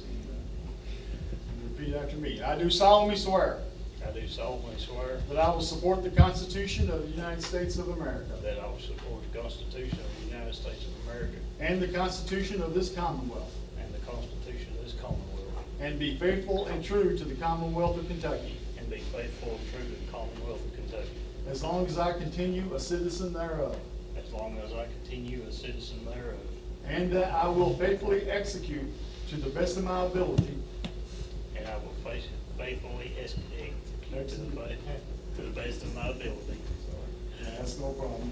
The office of Morgan County Water District Commissioner, The office of Morgan County Water District Commissioner, according to the law, according to the law, and I do further solemnly swear and I do further solemnly swear that since the adoption of the present Constitution, since the adoption of the present Constitution, I, being a citizen of this state, I, being a citizen of this state, have not fought a duel have not fought a duel with a deadly weapon with a deadly weapon within this state, within the state, nor out of it, nor out of it, nor have I acted as a second nor have I acted as a second in carrying a challenge, in carrying a challenge, not aided or assisted any person, not aided or assisted any person, this offending, this offending, so help me God. so help me God. Congratulations.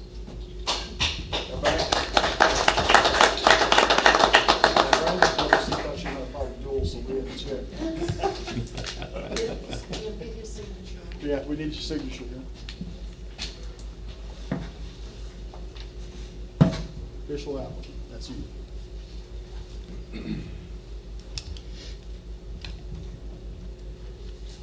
know you're doing a good job. Thank you. Congratulations.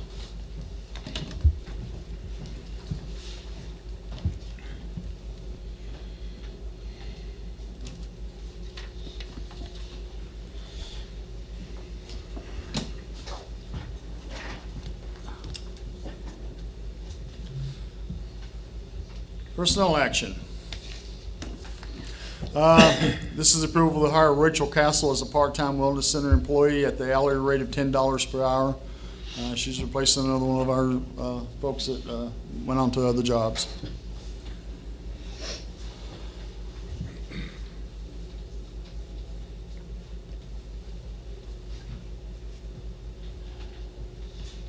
She's not here, is she? Oh, that's right, she's actually working.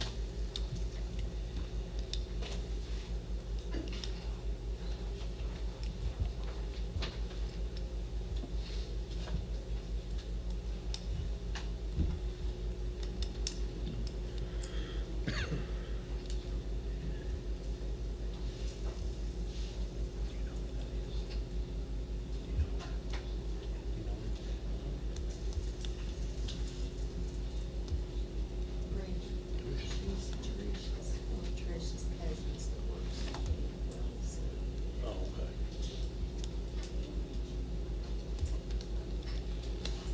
Say she's replacing somebody, or Yeah, who she's- who left? We only had two in the state bar now. Yeah. Two. Yeah. We've all left. So two. And all them Trish's always left. Yeah.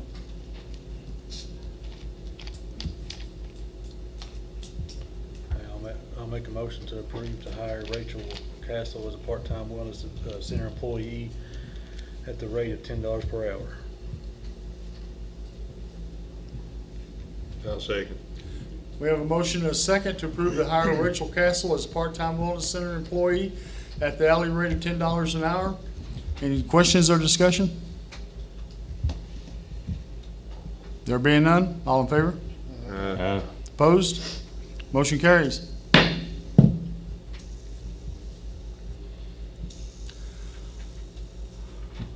Okay, next up is Stacy Whitaker. Stacy here? No? Stacy Whitaker is a call-in, right? And I guess they, some years ago, they had a water meter set. And about 3 years ago, them and I think it was Janice Williams along as well. Yeah, yeah. Her mom and dad's place, All right, so you know, all right. down there She's next to Road. Blackwater. She's Road. Yeah. what they call it. Yeah. All right. Norman Sheets Road. Okay. Says requesting to install a water line, but, What they're wanting to we do, give- what they're wanting to do is run it up the county road. well, we give Janice the permission We to did? do that a while back. I thought we did that, yeah, We did. Yeah, yeah. that's the same road, Yeah, because there's run along the county road there. now, this is Now, not, Janice's kind of branched off to the left, down Yeah. to her mom and dad's house. Yeah. And Stacy is on down to the right. But it can be done. it can be done. All I right. mean, Yeah, all right, It's, I'm glad you're here to clear this up, because yeah, I remember, was it Janice or Randy brought that in? Randy brought it in this Brought it year. to us. Yeah, Yeah. yeah, and the meter's been sitting there for 3 Yeah. years. I believe Janice wanted to run it to property owners and Yeah, her- renters, yeah. Her mom and dad's house there. Yeah, her mom and dad's house, yeah. But they can run it through the right of way up through there? They don't, all right, Yeah. okay. Do we got any, so we've already given permission, do we have to? Yeah, I don't know if there's extra footage or something down to Yeah. their house from what Janice was asking. Yeah. Chris, do you know anything about it? I know the meter set, from what I understand, the other road, Yeah, our part's down there. yeah, so we just gotta give them permission on the county right of way to go through it to run the meter, right, Tommy? Yeah, I don't see no problem with it. Yeah, Yeah, that's what he said, he needed permission to go. So evidently he didn't know that we had given Janice yeah, Yeah, that permission. all right, Next. next. You got their number, Linda? All right, we can call them, let them know. Okay. All right, next up is Old Edom Road. Eric, you got this? Yep. Mr. Reed called me a while back and would like to take out, he has 1,443 feet. I measured off with the truck a little different, so Sean, you'll have to go up there and get a good measurement on it, but, a while back, we had Scott Wells, Les Howard, and, Scott Gamble. They were the property owners at the end of the road. Yeah. And it was voted to shut down that road Yeah, I there. remember that, yeah. So they put a gate up. Mhm. Now, Mr. Reed owns the farm before that, and he would like to have his section taken out, and it's all in agreement with Scott Wells, Les Howard, and Scott Gamble. He told me that he's gave them all keys. They have multiple keys to the locks, and Yeah. everyone's in agreement, so I told him, hey, if you're in agreement, we're in agreement, so. Is Mr. Reed here? No, he couldn't be here. He actually had some cattle that was All right. being sold, and So you're speaking for him, he all right. he texted me right before the meeting and told me he wasn't gonna be able to make it, so I told him All right. I'd speak for him. Okay, is there any issue with us? So he's asking to He's already got a gate up. 1,433 feet. Yeah, All right. he's got a gate up that stays open now, and he's wanting to close the road from his existing gate to the gate that Scott Wells put up Scott whenever Wells we put gave up. him the permission. All right. So, Miles, there's no issue with that? You gotta advertise it. Yeah. And just hope there's nobody else that's on that road. If he's the last one and they're all okay with it, that's fine. You just gotta It's advertise. just gotta advertise it, right? yeah, that's what I told him, that we, Okay. Sean or Shannon wanted, someone will come out, measure the road, get us exact measurement, Oh, put a sign hey, up. look at them two, they slipped in on me tonight. Yeah, they're here. All Put right. exact measurement up, put a sign up, and then we'd vote on it next month. All right, that sounds good. All right, you've already in communication with him, so he's aware. So Sean, you'll go out and set that sign up? Or Shannon, somebody? All right, good. So we just need to prove to advertise. Yeah. That's what it says. Yeah. Yeah. Do we, all right. I'll entertain a motion to approve advertising. I'll make a motion to approve the advertised to remove 1,433 feet. Let's take that out, because I said that the other day, but I don't think that's exact measurement. Okay. Let's just put, I'll make a motion to approve the advertised to remove Right. from gate to gate on Old Elam Road from the county road system. All right, that sounds better. We have a motion and a second, approval to advertise, to remove, the road from gate to gate on Old Elam Road, from the county road system. Questions? There being none, all in favor? Opposed? Motion carries. Sean, execute it. Thornsbury, Tommy? Gail, you still want it out? You can blacktop it or take that. We'll take it out.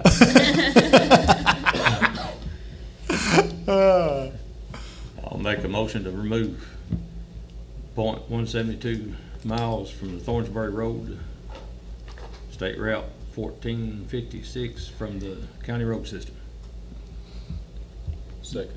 All right, we have a motion and a second, approval to remove, I think you just gotta advertise, has it been advertised? it's already been We've advertised. done advertised. Yeah, approval to remove .172 miles from Thornsbury Road, County Route 1456 from the county road system. Questions? All in favor? Aye. Opposed? Motion carries. Who seconded that? You know, watching me slick.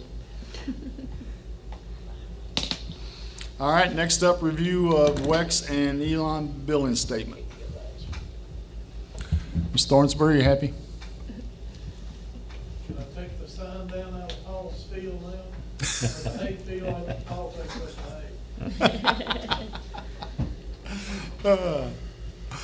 I didn't know it was there. Really? Come out, when you put it on Google Maps and that road.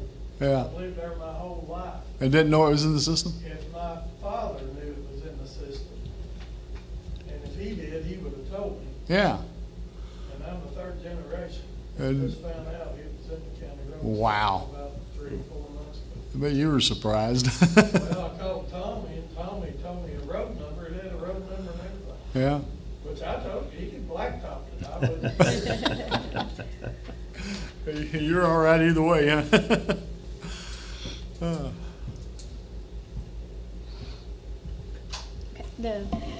Review of the WEX and Elon billing statements. We have 3 attachments.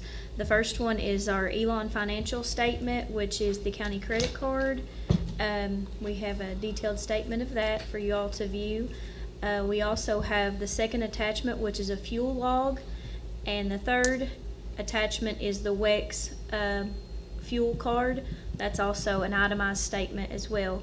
We would just need approval to ratify those prior period expenditures for WEX and Elon Financial Services. If you all have any questions, just let us know.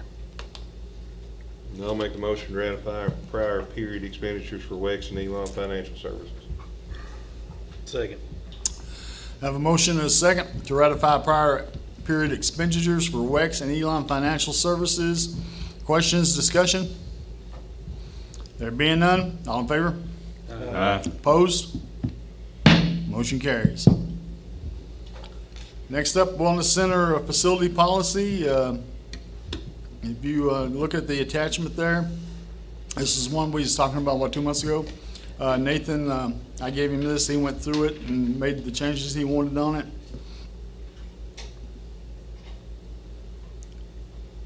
And go ahead and review that, especially check the age thing that we all agreed on, make sure that's still good. And we've already started enforcing that anyway, and the policy.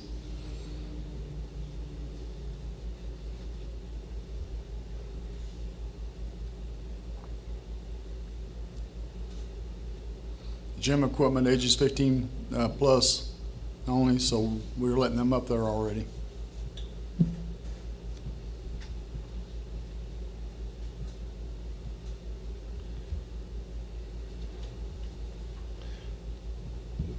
There's one thing on here. Parents and guardians must sign in children under 18 and note the playroom or indoor playground when those areas will be used.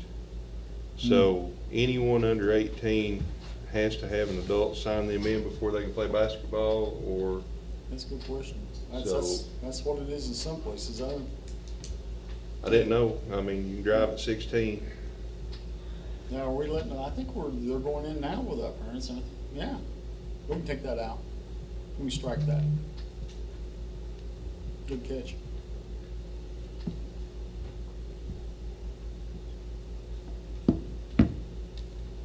Yeah, I mean, change it, we could change it to 12 because they have to be supervised for 18, Yeah, or by an 18-year-old. No, good catch. We'll make it 12. 12. Okay. Yeah, I'm making a parent sign in a 7-year-old play basketball.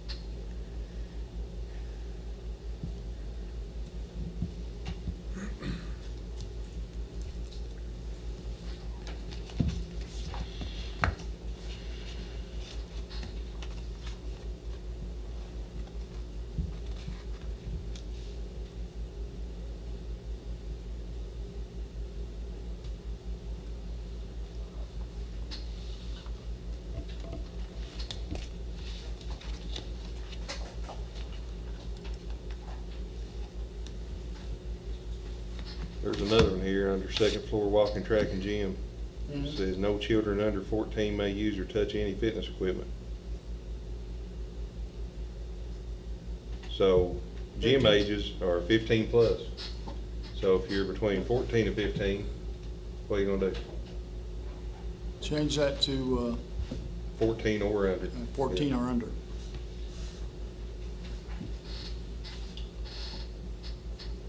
Did you catch that?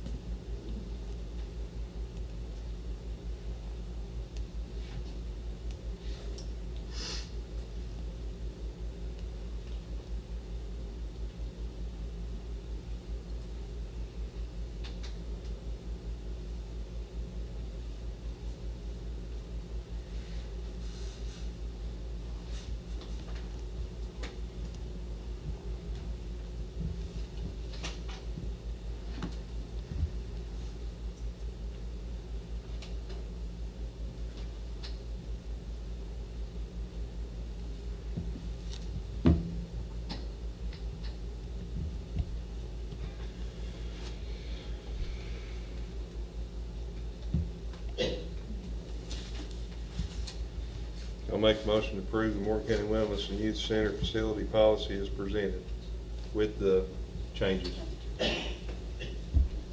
Second. Motion and a second to approve the Morgan County Wellness and Youth Center facility policy as presented with the amendments made during the meeting here.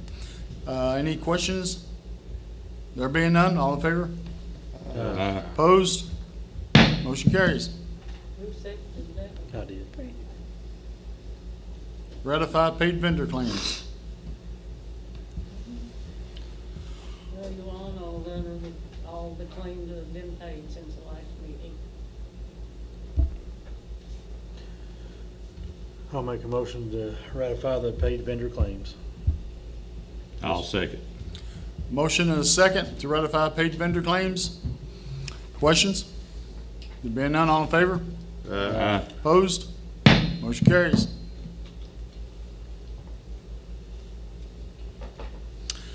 Approve unpaid vendor claims. And we need the two separate motions. Mm-hmm.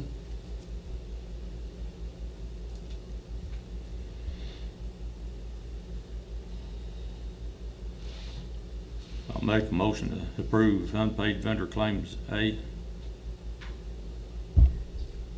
Second. All right, motion and a second to approve unpaid vendor claims A. Questions, discussion? There being none, all in favor? Opposed? Motion carries. I'll make a motion to pay unpaid vendor claims B. Go ahead, sir. I'll second. Tyler. Motion and a second to approve unpaid vendor claims B. Questions? There being none, all in favor? Aye. Opposed? Abstain. Motion carries. Anything else come before the court? I'm gonna go ahead and say something real quick. So I asked 3 months ago to try to have the county attorney's salary modernized. I believe I probably make less than every employee in the county system as it currently stands. In fact, my secretary makes almost double what I make. I don't know of anybody else whose secretary makes double what they make, but it's neither here nor there. I haven't seen any motions, I haven't seen any talk of it, so I assume at this point, with this being the last scheduled meeting before my request can be acted upon, so I don't think it's gonna go, but I would like to make my case again. The county attorney hasn't had a raise in decades. We don't really know when the county attorney last had a raise because the records don't really go back that far. I was talking to Sheena today, we're back to in the early 2000s, but we know that they haven't had a raise since then, so that's kind of where we're at with that. I've been here 11 and a half years. I know that basically every person that's ever asked for a raise got almost something every time that I can remember. I've never seen somebody paid so under market, basically say, no, we can't do anything for you. Everybody knows that when there's a tough question and nobody knows what's going on, they ask me. I mean, the fiscal court, you've seen the last 11 years, when somebody comes in and starts hollering, everybody says, Miles, what do we do here? Well, all those problems, whether it's prosecution, whether it's road stuff, whether it's fiscal court stuff, all that kind of, it kind of comes to me in the end, and I end up having to do work to expend on that. I got here tonight, there's 5 deeds that need to be prepared. These are done for free by my office. There was 3 done today, they're done free by my office. Never asked for a thing for myself. I feel that $15,399.96 is laughable for a county attorney. There's been multiple of you board members have even stated that, you know, it's average and normal for a county of our size to be around $50,000 for pay. I'm nowhere near that. As I said, if you look, here's are the numbers. This is when I came in. This is what everybody made. This is about 6 years into it, what everybody made. And this is what everybody makes now. And you'll see that almost every position makes double, and in some cases triple, almost what they made back then.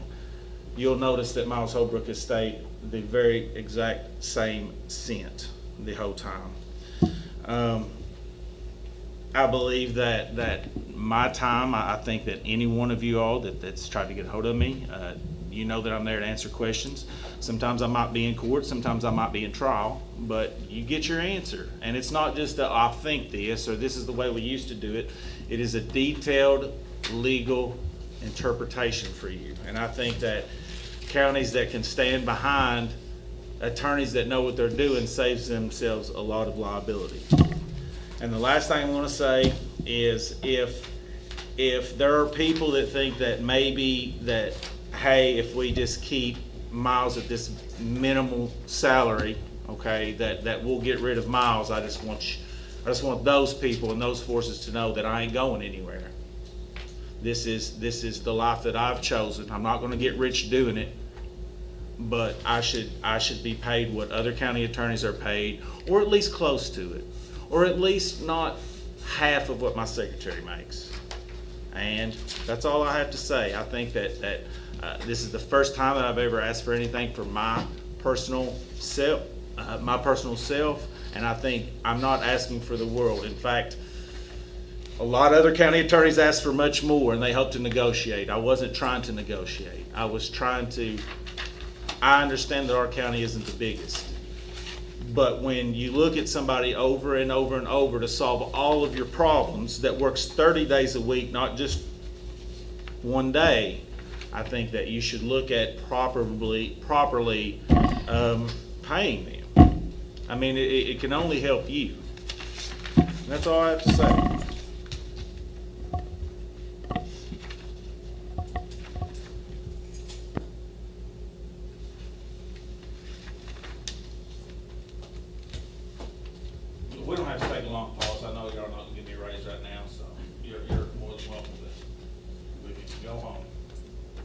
I know, I've been here for 11 years, and I know when other employees come in, you all jump all over yourselves to give them raises and to give them what they're worth, or at least what we can afford to pay them.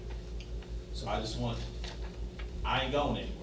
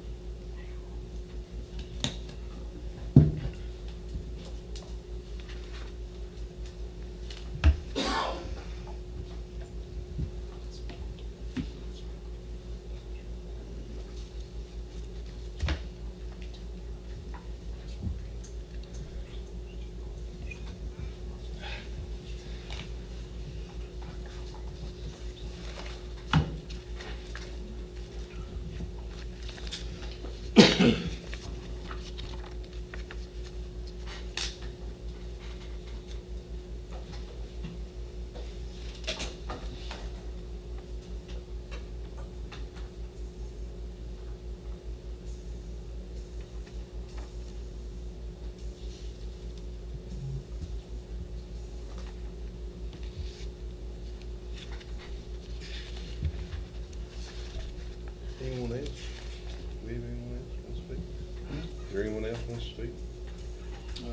I'm not heard of. I want to say something to you before you go. Oh, yeah, go ahead, Chris. On that Wicker Road, or whatever, lady there, I want to make sure people understand, is they're running the water line themselves from the meter Exactly. on the county road. Yeah, they're running their own line, that's at their expense. I just want to make sure people heard that. Yeah. Yeah, once it goes to the other side of the meter from there on out, it belongs to the customer. Where is it running on the county road? Side the road, middle road? It should be running beside the road, right, Tommy? I would imagine if unless there's a fence right in the road, almost, I'd say they are down through where. Both sides. Yeah. They Yeah, ain't it talking about looks running like down the my middle of the cabin. road, are they? Uh, Are they, they're not talking about down the middle of the road, are they? It might be about the only way they got. Guys, what do you think about that? Is it blacktop? No, it's gravel. Oh, It's well, gravel. okay, that's, all right. Are they gonna be able to bury it deep enough to where we're not gonna disturb it, and if we have to do any work out there? It should. It Should. should be 2 foot deep at least. Keep them freezing. Yeah. Yeah, Think about. yeah. Okay, thanks, Chris. But yeah, just to reinforce that, anytime the water district sets a meter, and then, I know I ran mine 1/4 mile across my property to my house. And I put the pumps in and everything, so. I gotta do the same thing right there pretty soon. Yeah, I know, man. No. But I will say we do have, we have issues, just as every other county does with water. I was talking to WKYT the other night, and I've talked to the others, and yeah, there's just some places we can't get water. It's geologically impossible to get it there.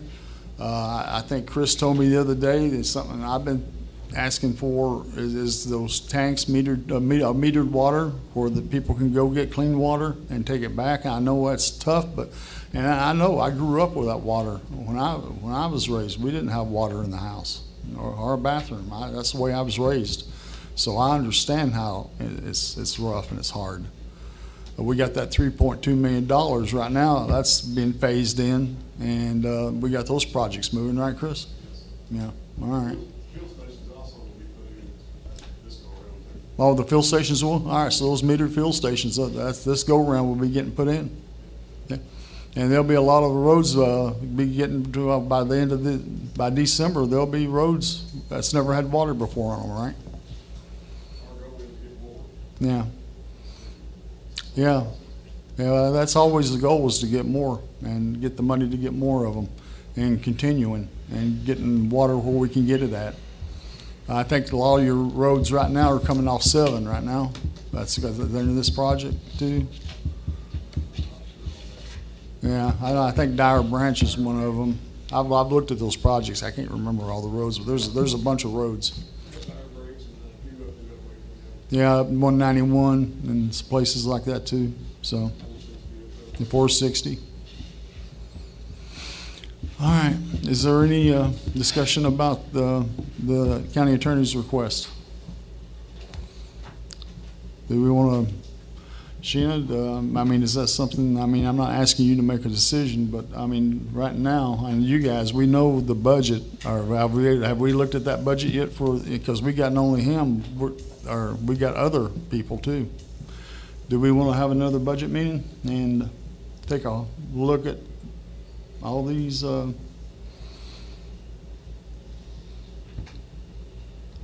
Totally up to you all. Yeah, it's up to.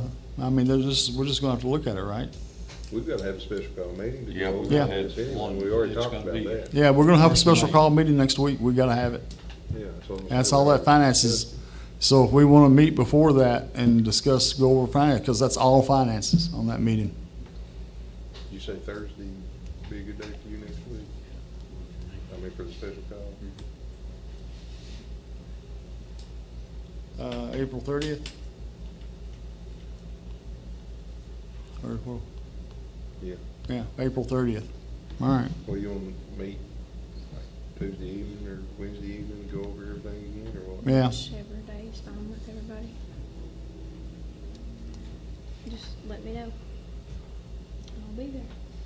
Only thing I got something, I'm meeting with Kentucky Power from 11:30 to 12. So that's the only thing I got on Tuesday. And Wednesday, I'm open. So, Wednesday, Tuesday? I'm good anytime, whatever everybody else wants. What time, Leroy? What time for you? What day? Tuesday or Wednesday? Wednesday probably better. All right, that's good for me too. Tyler? Wednesday? We'll call you. Yeah, you can probably call me on Wednesday. All right. Brandon? All right, so we'll do it Wednesday. We'll set a time up. But right now it's Wednesday. And then we'll have the special call meeting on the 30th. Is that gonna be at 6 o'clock or another time?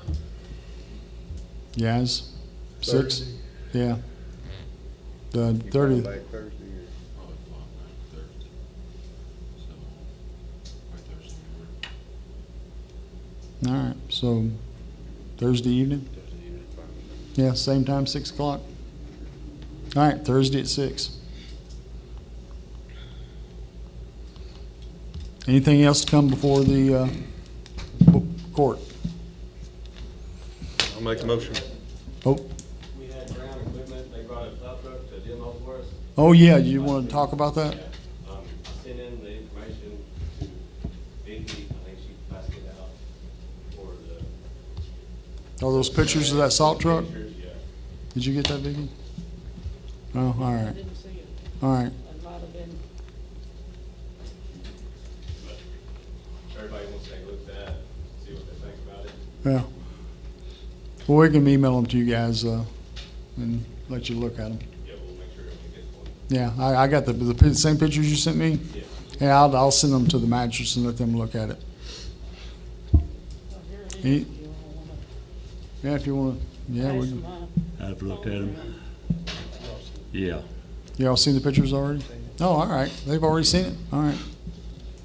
So, yeah, we'll look at that and And we got that meeting next week. We'll talk about it then at that finance meeting. All right? Anything else to come before the court? I'd like to thank the fiscal court for the money that they gave each fire department in the county. Wesley, Reliable, Chief Cole couldn't be here tonight. Mm. But, we've all got our projects, completed. Wesley, Blackwater, Lido. Everybody's been trained on the UTVs. And they're gonna be a big help that we use. Okay. We'll thank the court for everything you guys done on that. You know, we always want to help our fire departments, and like I said earlier, I think you need to really look into this Wildlands grant that we got, and work with forestry and Gateway Ed. I think that might give you guys some more purpose and more way to find funding for equipment, dual purpose equipment. Anything else come before the court? I'll make a motion, we adjourn. All in favor? Court's adjourned. Thank you for coming out.